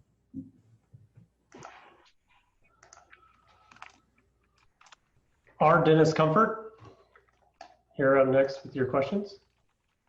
Can you hear us? Can you hear me? Yes, we can. Okay, great. A couple of questions. One to Mr. Brown. Were you the engineer, or was your firm the engineering firm on the Terra West project right there at the corner of 124th Boulevard? No, we were not. And neither was EDA, our partner, consultant partner here with this project. Neither of us designed that. That was designed by another firm in Gainesville called Gamure Engineering. Okay, I ask because I come to this with kind of a different perspective. I was working, I worked part-time behind the counter at West End Golf Course from June of 2014 until July of 2019. And I watched that project, and I'm not a builder, I'm not a contractor, but it seemed to me that it took an inordinate amount of time to build one building. And I believe there are pads there for 9 buildings. I'm not sure if that number is exactly right, but it's 8 or 9 additional spots for buildings that I assume would be similar to the one they've already built. And I think they've already noted that very few of those units have been sold. It doesn't seem to me that Mr. Motara is making a very good return of investment on that property. It's been, you know, they cut down probably 1,000 trees, and when I counted today, there are 50 saplings that have been planted around the edge of the property. And that doesn't give me any confidence that any further development here would be preserving any trees of note. Also, working behind the counter at West End, when we would have a heavy rain, the entire driving range, that huge chunk of land, you probably know what the acreage is on that, as well as the 10th fairway on the west side of the course, starting at the 10th hole, would fill up to the point, on the 10th fairway, you could literally row a kayak through it from almost the building line on the south side of the fairway to the building line on the north side of the fairway. This happened several times at night. I worked the night shift. But in the morning, it would be dry. All that water would be gone. And where is it going? It's got to be going into some sort of subterranean water system. During my 5 years at West End Golf, there are at least 4 significant sinkholes that developed on the property that required huge amounts, several dump truck loads of sand to fill in on each one of them. One of the questions that I have, I think you said something about a geologic study, but it just doesn't seem to me that, I think that Mr. Motara is in this to make money. I think we can all pretty much agree on that. In the brief time that I've been waiting to ask my question, I Googled Miranda Homes. And I note with interest that there are, and I believe that that's Mr. Mukhtaro's development company. Is that correct? Yes. Okay. Oh, no, not Miranda Homes, but Tara West End is his development, yes. But Miranda is not, none of his is Miranda? He's not involved in Miranda at all? No, Miranda's a different company. Okay. They contract with Mr. Mukhtar to buy lots and build. Okay. They have 10 developments listed on the Google website in Gainesville right now. During the 5 years that I worked at West End, there were at least 3 previous offers made to purchase the property. People that came along and then were in the same position that Mr. Mukhtar is now. I know that at least one of those entities hired David Coffey as their attorney. They hired an independent city planner who works in Gainesville, and they hired a big firm in South Florida that does significant developments to do due diligence on it. They pulled out, as did the other 2. So we've now had 3 different offers at the men's inflated price. I think they started out at $8 million. I don't know what they're asking now. I've heard 6.25. And all of those fairly sophisticated investors, I assume, have pulled out after they've done their due diligence. Part of the due diligence is the history of the county commission in rezoning recreational property. And I think that you all have seen tonight that there's pretty significant opposition to this project. What I would suggest, be it so bold of me, is that Mr. Mukhtar could become a local hero by turning this back into a viable golf course. As late as the fall of 2019, Chris Markham, the owner of Meadowbrook, who has turned that golf course around to the point that they are literally thriving. I ranger there one day a week, so I know that they're really busy. There's a lot of pent-up demand for golf in this town, and especially for a driving range on this side of town. We were busy until 10 o'clock every night with that driving range. The reason that the business dropped off is because the Min family refused to do any improvements whatsoever to the driving range or the golf course. If you go out there and look at the nets at the far side of the range, you can see they're in total disrepair. A storm came through, they got a check for $38,000 from the insurance company, and they didn't spend a dime of it on the golf course.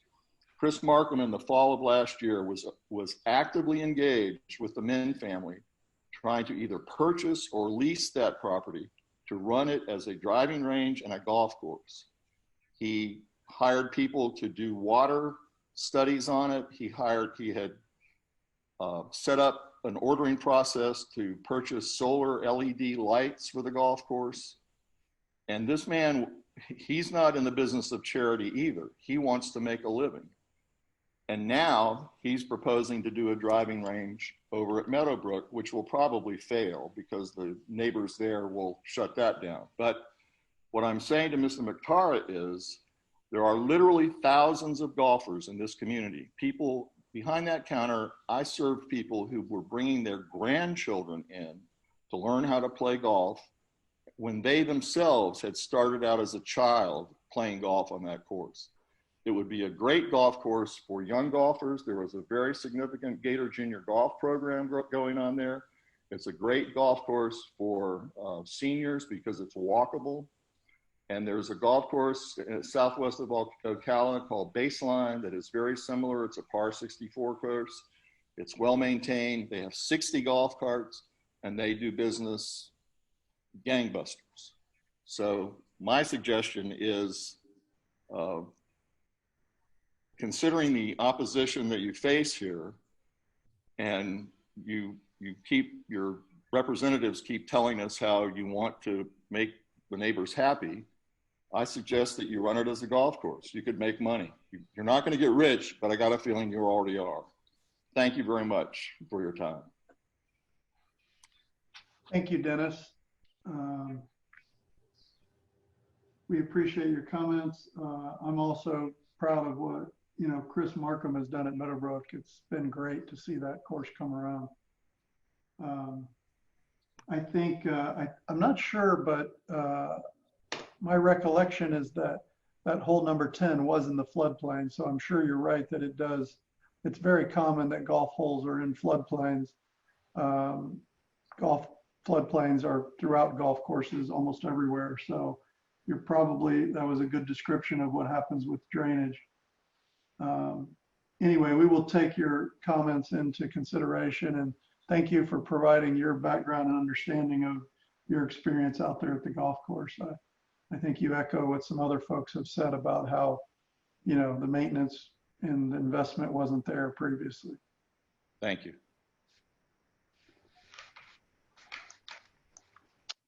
All right, up next we have Paul. Paul, can you hear us? I certainly can. Can you hear me? We sure can. Great. Thanks for having us here tonight. I appreciate your time, especially this late. Jay and Chris, Mr. Mukhtar, everybody else. Can't believe no one said go Gators. So I'll be the one to say that. And it looks like I'm the third or fourth Paul already, which is always pretty unusual. I'm a kind of a unique situation here. I'm an owner of one of the original West End villas. I inherited it from my mom before she passed, and I use it when I go up to games in Gainesville. But I live in Orlando, and I've also been through the land use and rezoning process myself. I actually walked it through myself in Orange County here, so I'm very familiar with the process. One thing I can see, and I do want to maintain, the integrity of this property. It's a kind of a unique property. It's was 100% recreational. It wasn't agricultural. It wasn't vacant property or anything like that. So it's very unique compared to some of the surrounding properties that exist. I think Mr. Mukhtar needs to kind of take that into account and maybe take a look where he lives and how this compares to his neighborhood when he's developing this. And I'm not against development. I understand that things happen. I also understand the economics of golf courses. I'm a golfer myself. I've seen a lot of them. I live in Orlando. I've seen a lot of them close over recently.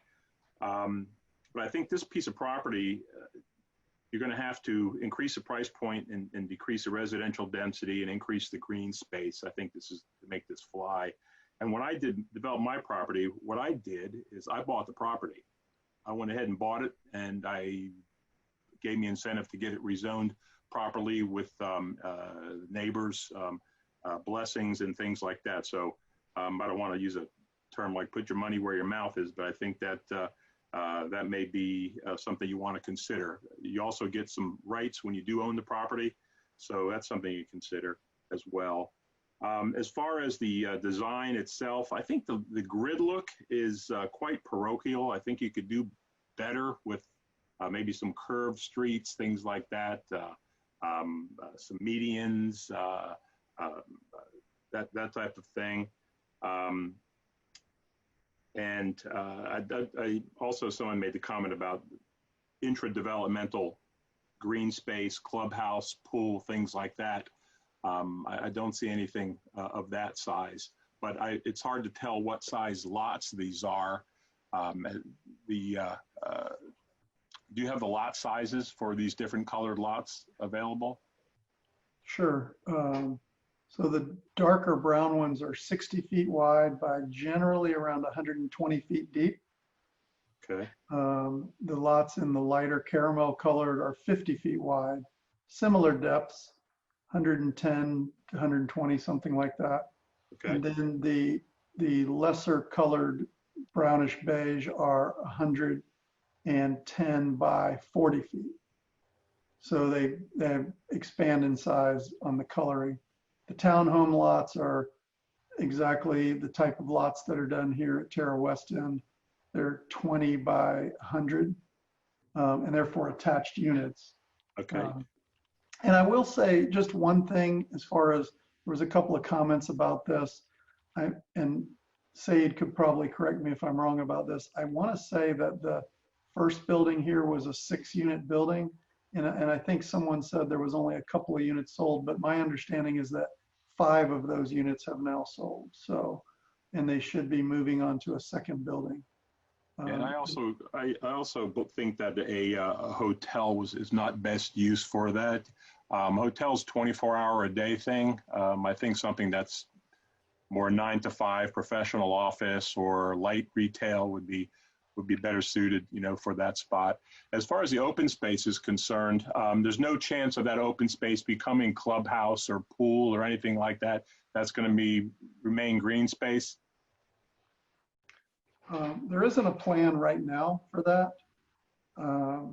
And there's different kinds of open spaces. There's natural open space, and then there's open space that might include amenities like a playground, a dog park, a Frisbee location, clubhouse, pools, those kind of things. So it's not out of the question that some of the open space could be used for something like that.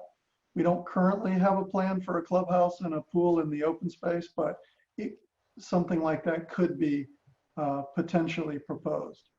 Yeah, see, that'll be hard to, if you come in there and say this is going to be open space and then throw a clubhouse and a pool there, the people are going to be will be against that. I firmly believe. I understand the needed development. Please understand that this is like I said, a unique piece of property. Wasn't vacant. This had recreational use. So you need to keep that in mind in the purchase of the property and the development of the property as well. So I'd like to see 50% green space and homes. I don't know if that's economically feasible for Mr. Mukhtar, but I think that would fly better with the local residents, and I know I would feel better about it if it was a little bit less dense than this. But those are my only comments. Any chance Mr. Mukhtar would consider buying this property outright and then try to develop it? Say, do you want to respond to that?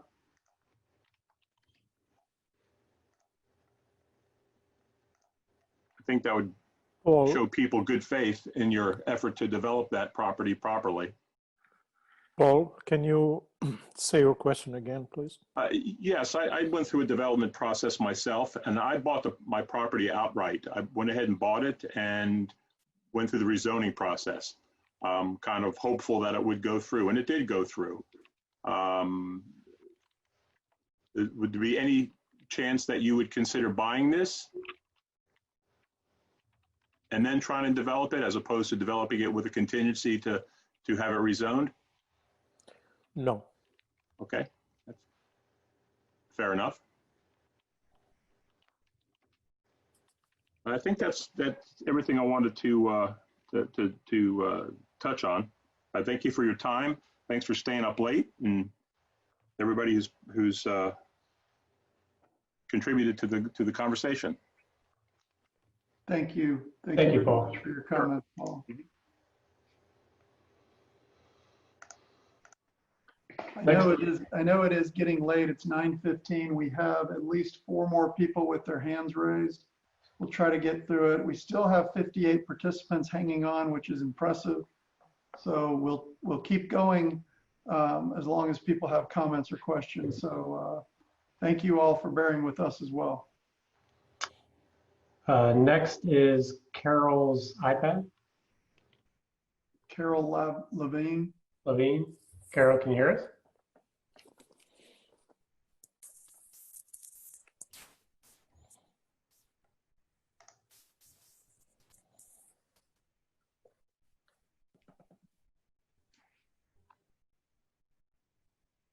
I don't have a question. Go ahead and move on.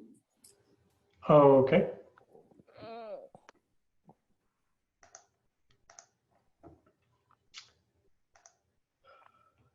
Next, we have Susanna Stiles again.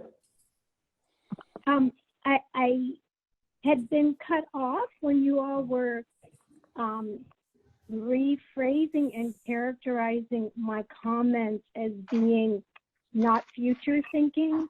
And I think that environmental concerns and community mental and physical health are very future thinking. I think younger people are struggling financially, and they need green public spaces.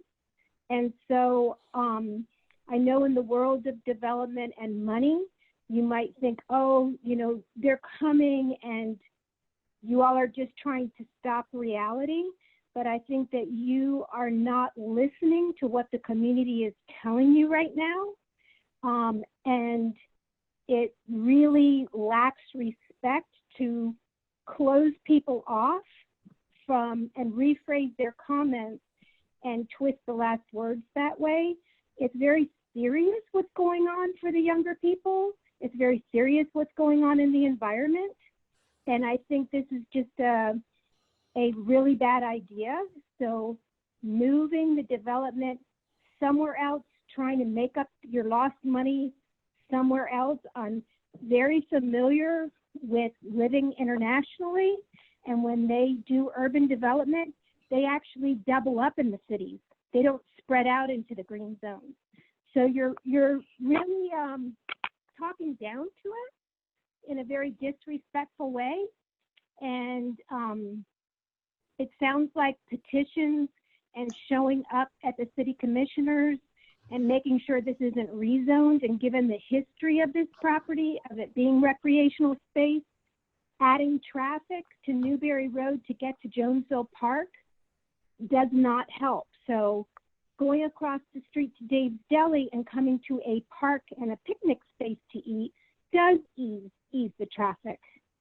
So there's, you know, lots of ways to envision the recreational space, whether it be golf or dog parks or exercise areas, kids learning to ride bikes. There's a million ways that the community has embraced it, especially when we had to shelter at home during COVID.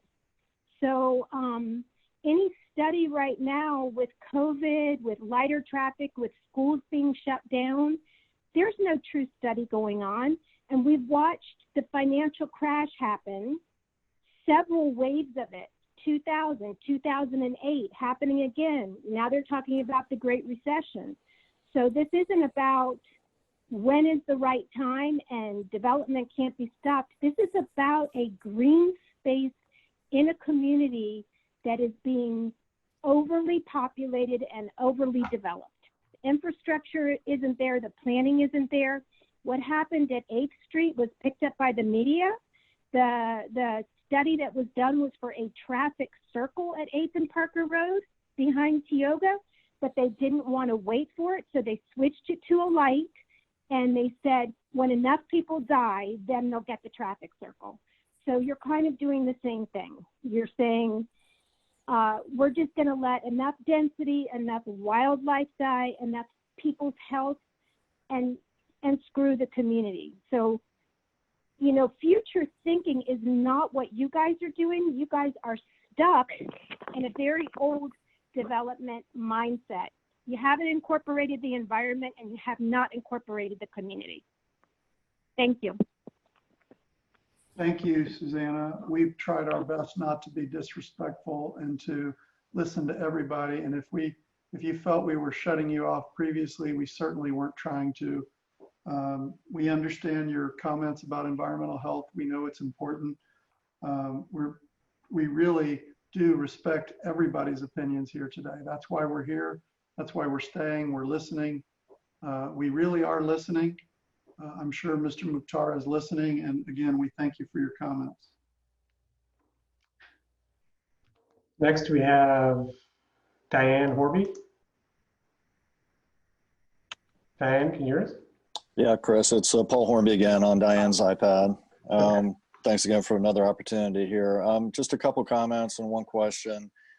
Obviously, the locals in the area around the proposed development, you know, have a lot to say and a lot of interest in this. But just as a reminder, I just want to strongly suggest that you have various options and opportunities for future town halls within the entire county, because this is a land use potential change to the comprehensive land use.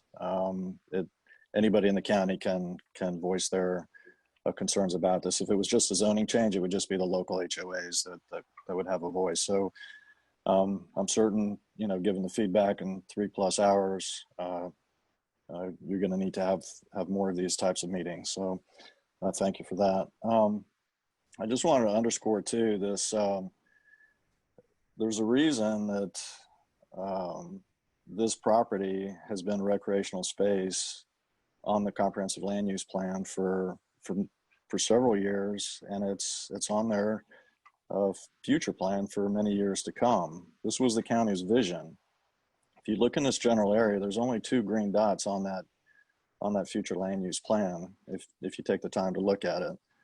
And this was one of them. So this is a very unique property, similar to what the gentleman said earlier.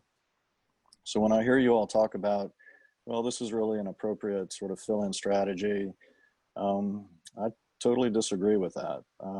This land was designated as recreational green space for a reason. The county obviously had great interest in keeping this as green space. Otherwise, it wouldn't be in their long-term future plan. So, lastly, I know that you submitted this this draft development plan to the county. I'm just curious, what initial feedback did you receive from the planning office? We really haven't gotten a lot of feedback from them yet, and they typically don't do that until you make an application.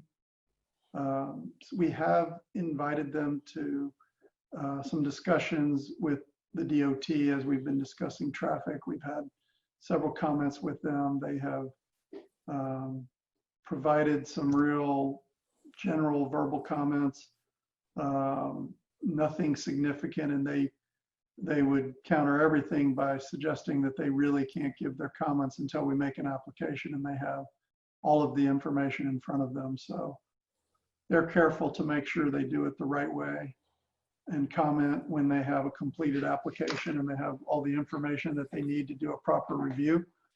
So we've just been trying to inform them of our general intent, much like we have tonight with you guys, showing them the plan, talking to them about the zoning and land use, and presenting what we have as far as a conceptual plan. So they, like us, understand that there's going to be opposition to this plan. So I think they're going to do a thorough job of reviewing our plan and be demanding of us to provide the appropriate data to support the plan, to support our application. So we'll see, but we really haven't gotten anything formal from the county as far as any review comments yet. Okay, thank you. Sure. Thank you. Up next, we have Travis again. Thank you, Chris. I appreciate it. So my question is a direct question to Mr. Mutara. Is from what I've been hearing, the sale has not gone through. It's under contract. My question to you, sir, is this sale contingent on this rezoning? I want you to answer that question directly, and then based on that, I might have another question. Thank you. Yes. Yes, what? Yes, it is dependent on this rezoning. Yes, sir. Yes, it is. So yes. Now my statement is for the rest of the people listening is that is exactly what he's saying, is he's not buying this property unless it is rezoned so that he is allowed to build whatever he wants on there. And yes, you guys are saying that you are keeping us in mind, and yes, you're doing the limited amount, and you have all these limitations onto what you're legally allowed to build. But legally, once the rezoning goes through, if it goes through, you can do whatever you want. You can build the ultimate number of properties that are legally allowed per that rezoning requirement, correct? There is, yes or no?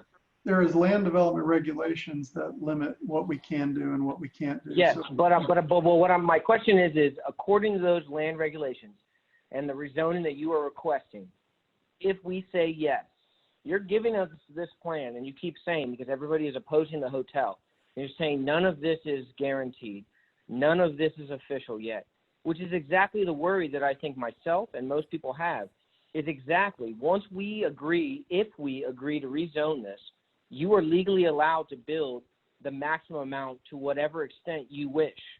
Is that not true? Obviously, it depends on what you mean by you wish. I think this slide. The answer is yes. The answer is yes. Just give us a truthful answer. According to the law, I'm going to give you a truthful answer. If we agree to the rezoning and it is rezoned according to what you're saying, not according to your plan, not according to this map that you have as a picture of, according to the rezoning legalization, you are allowed to build the maximum amount that is legally allowed, correct? That's correct. We are allowed to yes, build. That is correct. And that's no, I don't mean to cut you off, but I am cutting you off because that is my issue. It's because that is the request. You guys are trying to play this up like this is this fancy little thing and you're keeping us all in mind. But the legal issue is that if this is rezoned, once this is rezoned, you are legally allowed to build whatever you want, regardless of our opposition or our opinions or our neighborhood feelings about it. And so right now you're going through the motions, and I appreciate that you're, and I don't want to say that you're pretending, but that you're trying to see how the neighborhood feels about it. But I think it's clear that the neighborhood does not agree with it. The neighborhood does not want it. Nobody in this community, not in West End, not in the Greens, not in Tioga, wants this. And nobody wants a hotel, and you guys are saying, oh, the hotel is not guaranteed. Nothing is guaranteed is what you need to say. Nothing is guaranteed. The only guarantee we have is that if this is rezoned, you are legally allowed to build the maximum number of units with the maximum amount of land space and green space that is legally required for you guys to have. Is that correct? That would be allowable. If it was feasible, it would be allowable. You're saying yes, that is correct.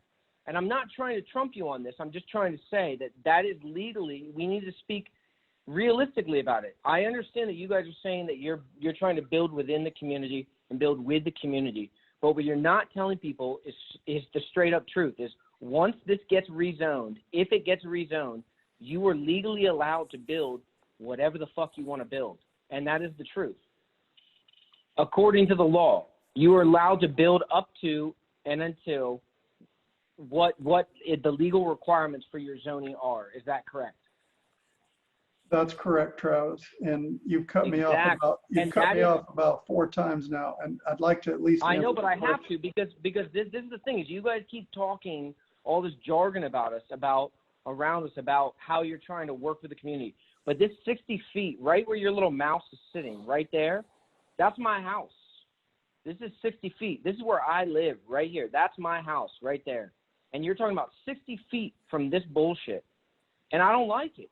I don't like it at all. And right now it's zoned for recreational. And I would like to keep it that way. And I think most of the people that live in this community and surrounding communities would like to keep it that way. And I'm telling you right now, we're going to fight it. And I don't think that you guys are being completely honest about how things are working. And again, this is he already answered.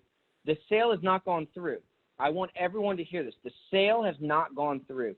Mr. Mukhtar is only buying this property if this property gets rezoned so that he can build whatever he wants on it. If we do not allow rezoning, he will not buy this property. And that is the truth. And if that is not the truth, then please correct me. Mr. Mukhtar, that is a question for you. He already answered that question. Yes, but my statement is, will he buy this property if it is not rezoned? Mr. Mukhtar. No. Will you buy No, you won't buy this property. Exactly. Because you want to buy this property to develop it as you see fit.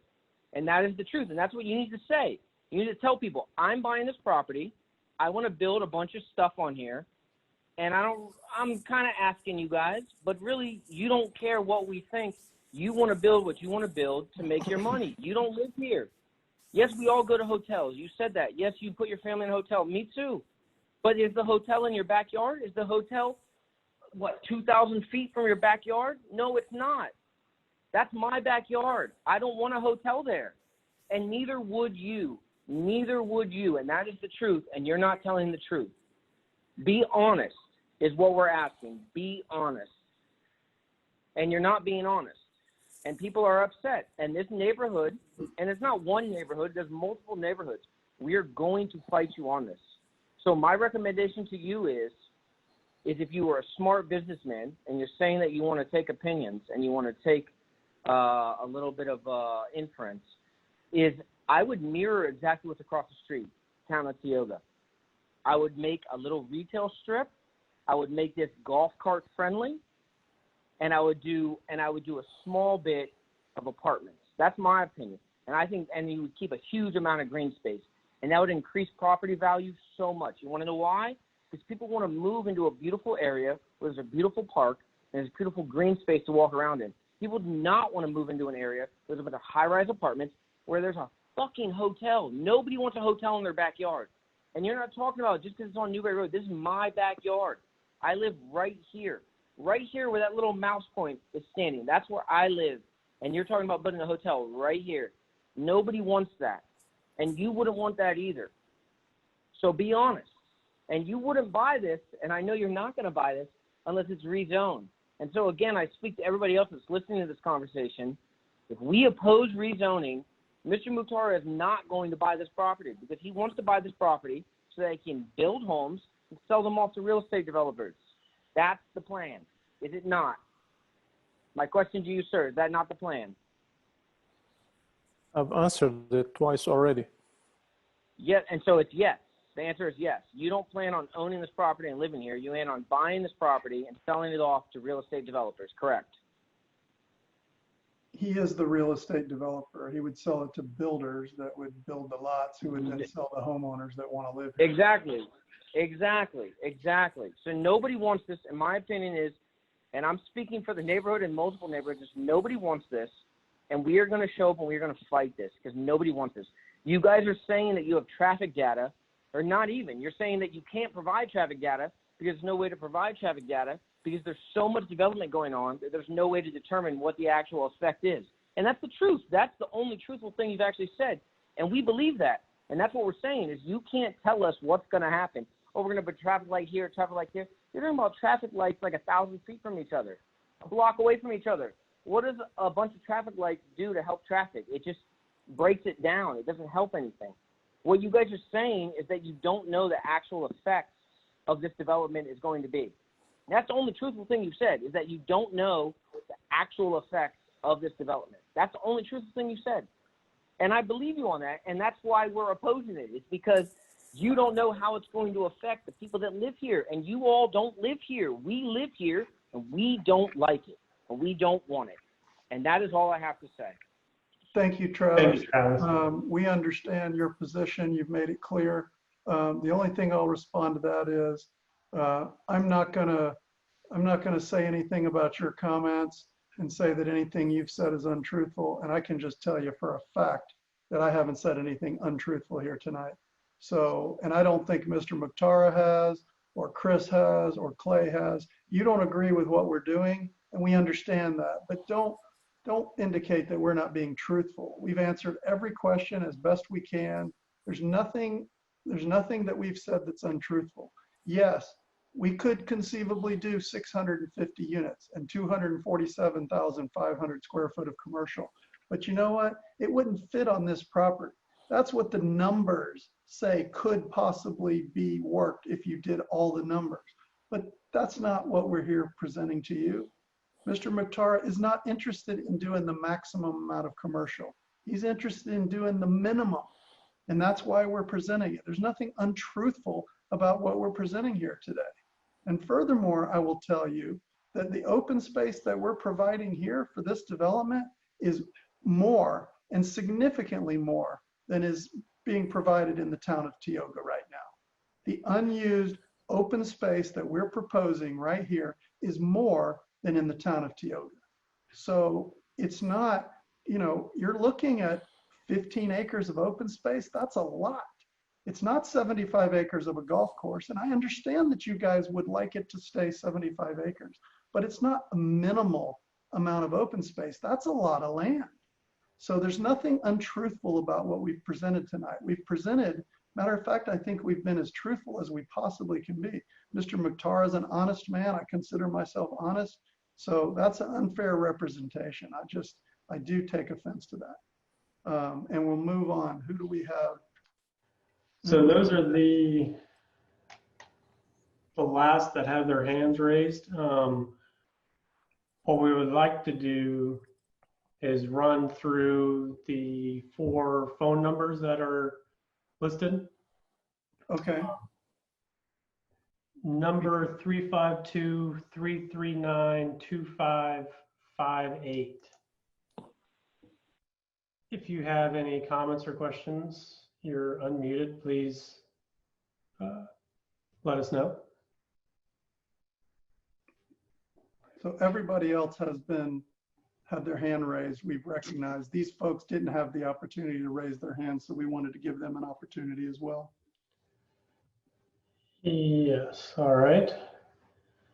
How about 352-336-0855?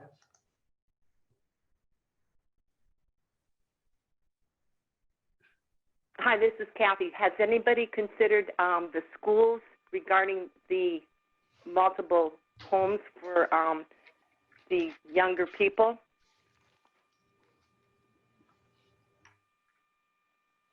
When you say consider the schools, Kathy, what exactly do you mean by that?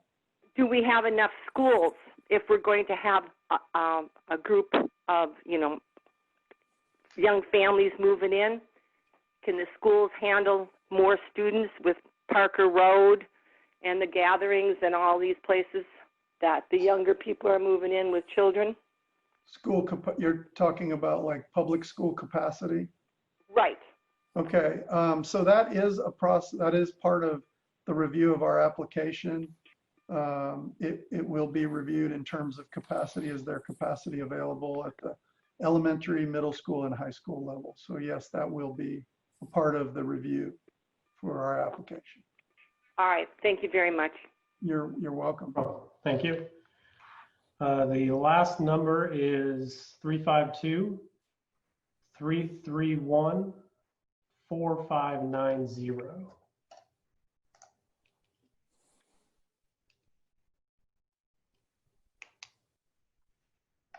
Oh, I think they left us. Okay.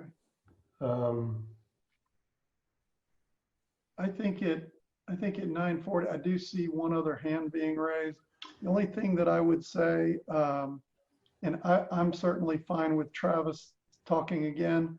I don't appreciate the cursing, and I don't appreciate him indicating that we're dishonest. That wasn't fair.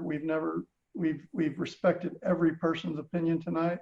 So Travis, you can talk as much as you want, but let's not curse and presume that we know what people's intents are, because that's just not fair. But let's let Travis have another word. Okay, and that's fine, and that is correct. You are correct in that. I only use the language I use because that's how I speak, and because I feel very emotional about the situation, because it affects us living here. Again, it affects the people that live in this community. It doesn't affect you directly. It affects us. It affects me. And that's why we're worried about it. And this all happened very quickly. And again, like I'm saying, is you've admitted that you don't have all the information, and that there's no way for you to have all the information until all the people that live here. If you're building, 400 units for people to live in, okay, let's say that one person moves into every house. That's 400 people. That's not really the situation. There's going to be 2 or 3 people driving cars, plus the other units that are being developed. You're talking about thousands of people living in this area, not even like a small area in like a square mile. You're talking about 1,000 new people living here, driving around, and you guys don't have the information. And that's the thing, is you're presenting it as though, oh, it can be figured out, and that we can find out, and that we have things to alleviate those concerns. But you don't really. You don't. And that's why I say that you don't like that I'm saying that you're being dishonest. And it's not that you're lying, but you're not saying straight up, like, tell people the truth. Say, we don't know all the information. What you do know, and what I know, and I think that you and I both know, and all the people that are on this call do know, is that you guys are in development with Mr. Mutara, who wants to spend a lot of money buying and developing this property. And all of you would make lots of money by him buying and developing this property. You know who won't make money? Me and the hundreds of the people that are on this call and the hundreds of other people that are in this neighborhood. We're not going to make money on this sale, all right? But you know who's going to be affected by the sale? Is us. We are. You're not. Mr. Mutara isn't. Chris Pop isn't. None of you are going to be affected directly other than your pocketbooks are going to grow larger. We are going to be affected immediately by this sale and by this development. And you need to tell the truth about how we're going to be affected, and tell the truth that you don't know how we're going to be affected, and that our opinions on how those effects will affect us are reasonable, and that you need to take that into consideration. And we do want green space. You're hearing from the neighborhood. You act like you started this conversation to hear what we had to say, to take into consideration what the neighborhood wants. The neighborhood is telling you as a whole that we want more green space, we don't want a hotel, and we don't want a bunch of apartments. That is what the neighborhood is telling you.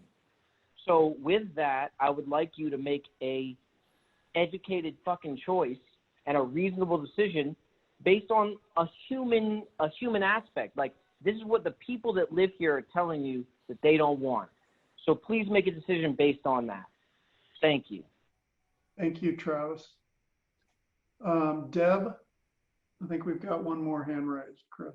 Yeah. I think Deb, we're going to definitely call this at 10 o'clock for sure. But as long as there's people that still want to talk, I think we should let them have the opportunity. So, Deb, you're unmuted. Can you hear us?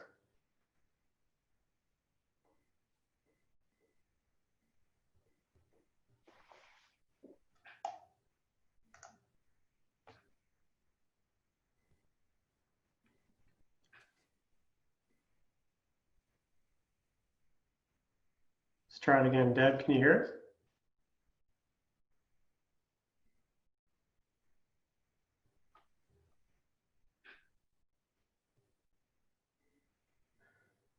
Deb, if you would like, you can message me your question.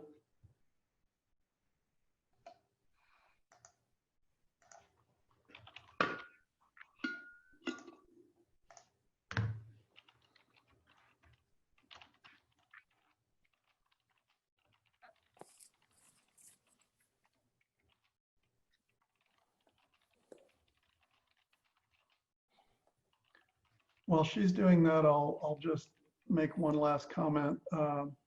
We are desiring of hearing from you guys again, whether it's through the associations or another workshop like this.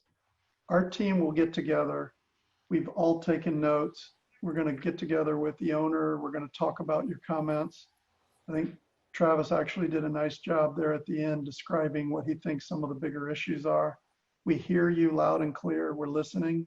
That's the purpose of this meeting. We will get together and talk about each of those issues. I promise you they'll be considered. I don't know exactly what the responses will be today, but we will be able to let you know. We'll try to figure out how to do those, some additional meetings, but we'll need your help. We'll need your help to get your groups together and figure out what's the best way. You saw in the presentation that we left our email addresses, our phone numbers. Hopefully we can get together, but we'll need to regroup and see, our response to your comments and what we think is the appropriate way to address them. But we appreciate every comment we got tonight. Even I know that you're emotional and that there's a lot of people that prefer we would just go away. But we're going to at least try to do our best to talk to you some more. So did we ever get Deb? We did not, but we have Linda Stiles and Barbara again. Linda, I don't believe, has had a chance to speak. Okay, let's do that. Again, I think it's getting late for everybody. I know I'm tired. It is,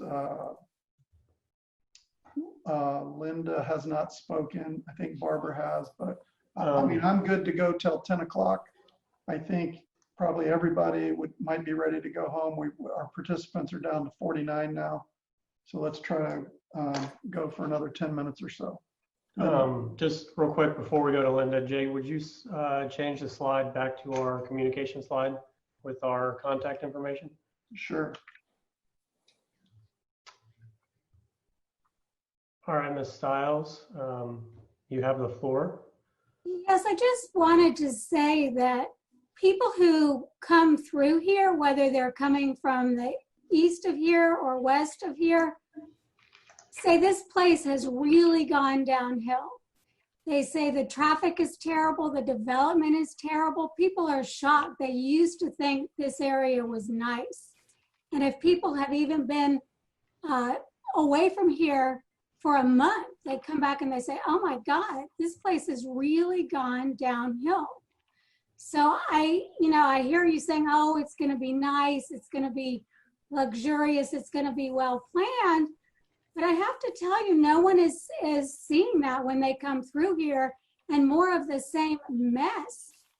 It just is negative. So I know you think that something positive can come of this, but nobody else sees it that way. It's only, developers who see it that way. No one else. Most people think it's just compact, overcrowded.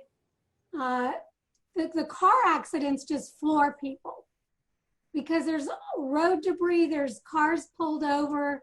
I mean, that's just, aside from the gridlock, there's scary accidents happening.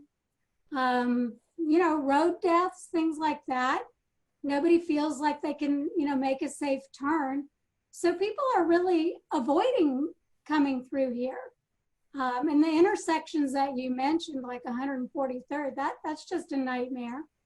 122nd. So I don't see the upside of any development.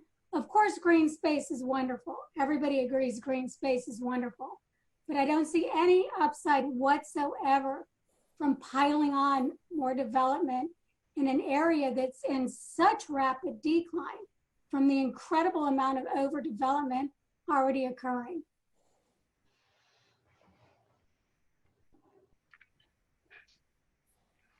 Thank you, Barbara.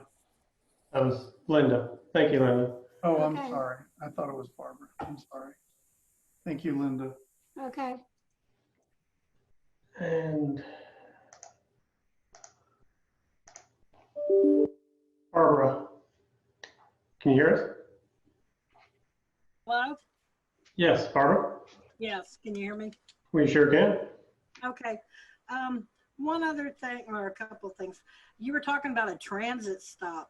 I mean, oh God, this is just getting lower class all the time. But anyway, a transit stop, there's going to be just the accidents and stuff, and having buses out here and stuff. God, this is going to be so bad. Anyway, they're going to have so many people. You're talking about having a nature trail around here and everything. And can you pull up the map of the nature trail? The nature trail going around here goes right past our villas here, with 500 plus people walking past our villa here.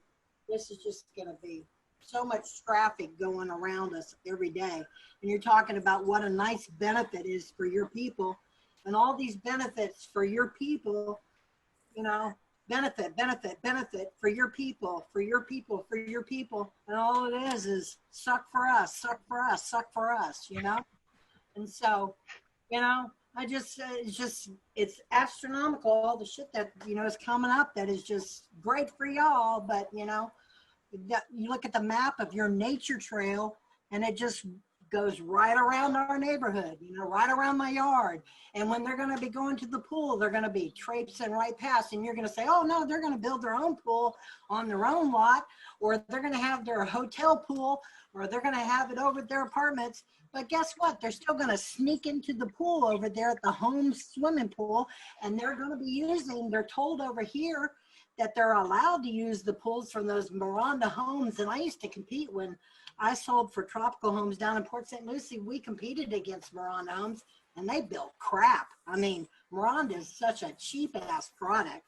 Anyway, those people are going to be sneaking right through here, right on the golf cart path, which goes right past our unit, which is on the neat little nature trail. You're going to have people walking past us every day. And so all these little benefits that you have for you amount to nothing for us, you know? And so don't you see what we're talking about? It's nothing for us. You know, this all sucks for us. You know, if you were in our shoes, how would you feel? I mean, seriously, how would you feel? I see your point, Barbara. We see your position. We certainly see your position. We respect your position too. I mean, you are absolutely entitled to that. And I don't know how I would feel. I'm in this industry. You know how you would feel too. Honestly, how would you feel? I don't know exactly how I would feel. I can try to put myself in your shoes. I think that. Okay, you own a house here, you own a villa, and somebody's building a hotel in your backyard. Honestly, you're an intelligent man. How would you feel? How would you feel?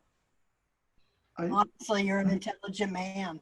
I think for me, it would depend on what kind of hotel was proposed. I think. Oh, they're building a Sheraton. Oh, I can't wait. Oh, you know, they're going to have all kinds of traffic over there. Maybe they'll even have a Friday night beer night over there. Oh, man, maybe I can go over there dancing on Friday night. Ooh, wow. You know, they might even have a Monday night tequila night or taco night. Yeah. Yeah, let's just get all excited about a Sheraton in our backyard. You know? Yeah. Barbara, You're an intelligent man. You're an intelligent man. You know exactly how you would feel. Don't insult us. You know how you would feel. You know? There's fun that comes with that. You know it. I know it. You know, we know you're an intelligent man. We know exactly how you would feel. My comment was kind of. You're not saying anything, but Chris Potts, we know you're a smart guy. You would feel exactly the same way. And so, how would you feel, Chris Potts? You have a villa, you paid extra for golf course view, and you have a nice golf course surrounding your villa, and then all of a sudden they're going to put an apartment and have people looking right into your villa. I mean, I walk around in my nightgown at nighttime because I don't have to worry about it because I have a golf course that surrounds my place here. You know, but now I'm going to have apartments and little kids walking around. So guess what? I got to roll down my blinds at nighttime because I'm going to have people peeking in at night.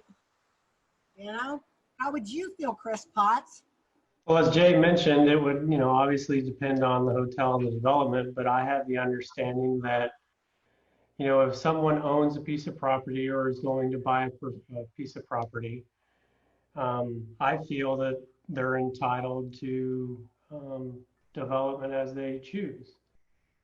I mean, yes, I would be frustrated if I paid extra for a golf course view, but that would be a situation between me and the person either I bought the house from or the builder.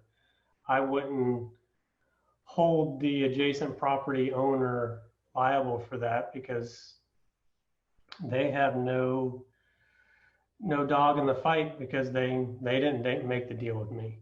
You know, I know that probably sounds pro-development, but to us, it's sustainable development and responsible development. Well, we were told when we purchased these that these were zoned where nobody could nobody could build within 500 feet of the villas. And now we're told that you're going to build within 60 feet, is it?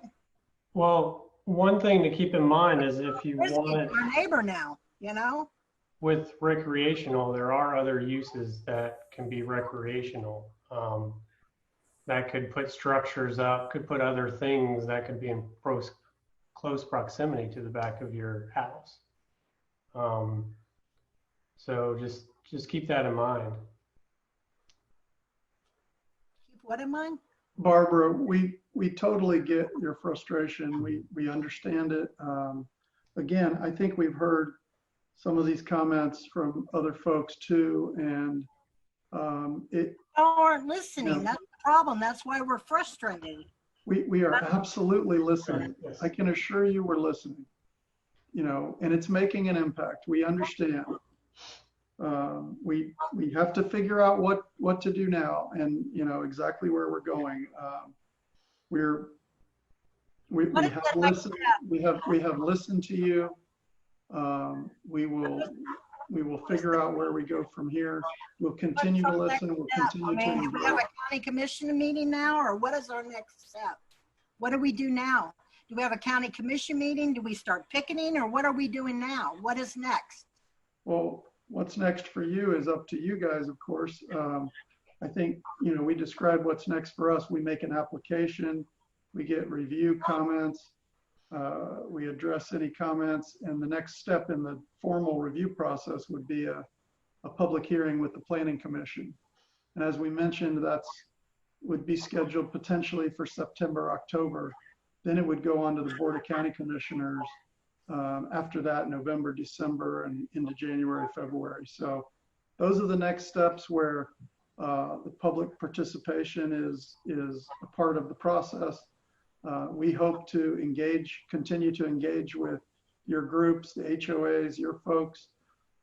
If the best way to do it is another meeting like this, we will be happy to do that. We've got to figure out what is the most productive way to go from here. And we'll take some direction from our owner.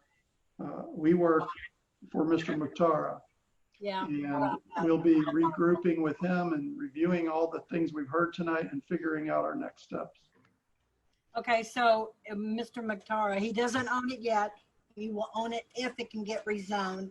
If he gets it rezoned, then you work for Brown. You are Brown? Yes. Okay, so you're Brown Construction? No, we're an engineering and surveying company. It's called J. Brown Professional Group. Okay, so you're going to make the money on the engineering. And Chris Potts, what do you do? I work with Jay as well at J. Brown. Okay, so you're going to make the money on the engineering portion of it. So you only make the money if it goes through. So basically tonight you were just telling us what will happen if it gets approved. Yes, exactly. The plan that we presented obviously won't go forward if it doesn't get approved, correct? Okay. Okay, well, that's all I had to say. Thank you, Barbara. Thank you. All right. You want to try Deb again and then we can call it a night? She seems to still have her hand raised. Yes, and she is unmuted. It's Deb D. Carano. Deb, can you hear us by any chance?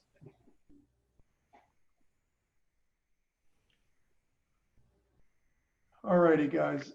I think everybody's been up here. Where participants are down to 45. Again, I thank everybody. It shows how I've never in all my years of doing this have I had a neighborhood workshop with this much participation that stayed this late. It shows you all care. There's 45 people still on the line right now. Mark Dixon has got his hand up. I respect Mark a lot, definitely. Anybody else, but Mark has his hand up. We should let him give one more shot here. Did you put your hand up? Mark, can you hear us? Jay, can you hear me? Yes. Yes. I just wanted to thank you. Appreciate it, Mark. Thank you. You're welcome. I appreciate your effort. I know it's been a long night.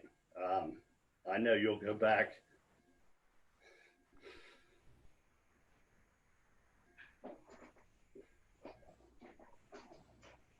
We will, Mark. And review everything that's been said. I do hope they take into careful consideration everything that's been said this evening. So. I appreciate that, Mark. We will. We can't make any promises right now as to where we go from here, but we've listened. We'll regroup. We'll try to figure out, how this affects things and how we move forward. And I'm sure it will have an effect. So we will hopefully have other opportunities to talk as well. I appreciate it. Thank you, Jay. You bet. All right. If nobody else objects, it's 10 o'clock. I think we'll call this. We've been at it now for 4 hours. as I mentioned, it was great that everybody participated and stuck with us a long time. And I know some of you, you know, think that we're not listening and we don't care, but I can assure you, I care about your concerns. And I'm sure that Mr. Mukhtar does and the other people on our team, and we're going to do our very best to listen. And if we can, we'll work with you guys on other improvements. So thank you again. We appreciate your participation, and I'm sure we'll talk again. Good night, everybody.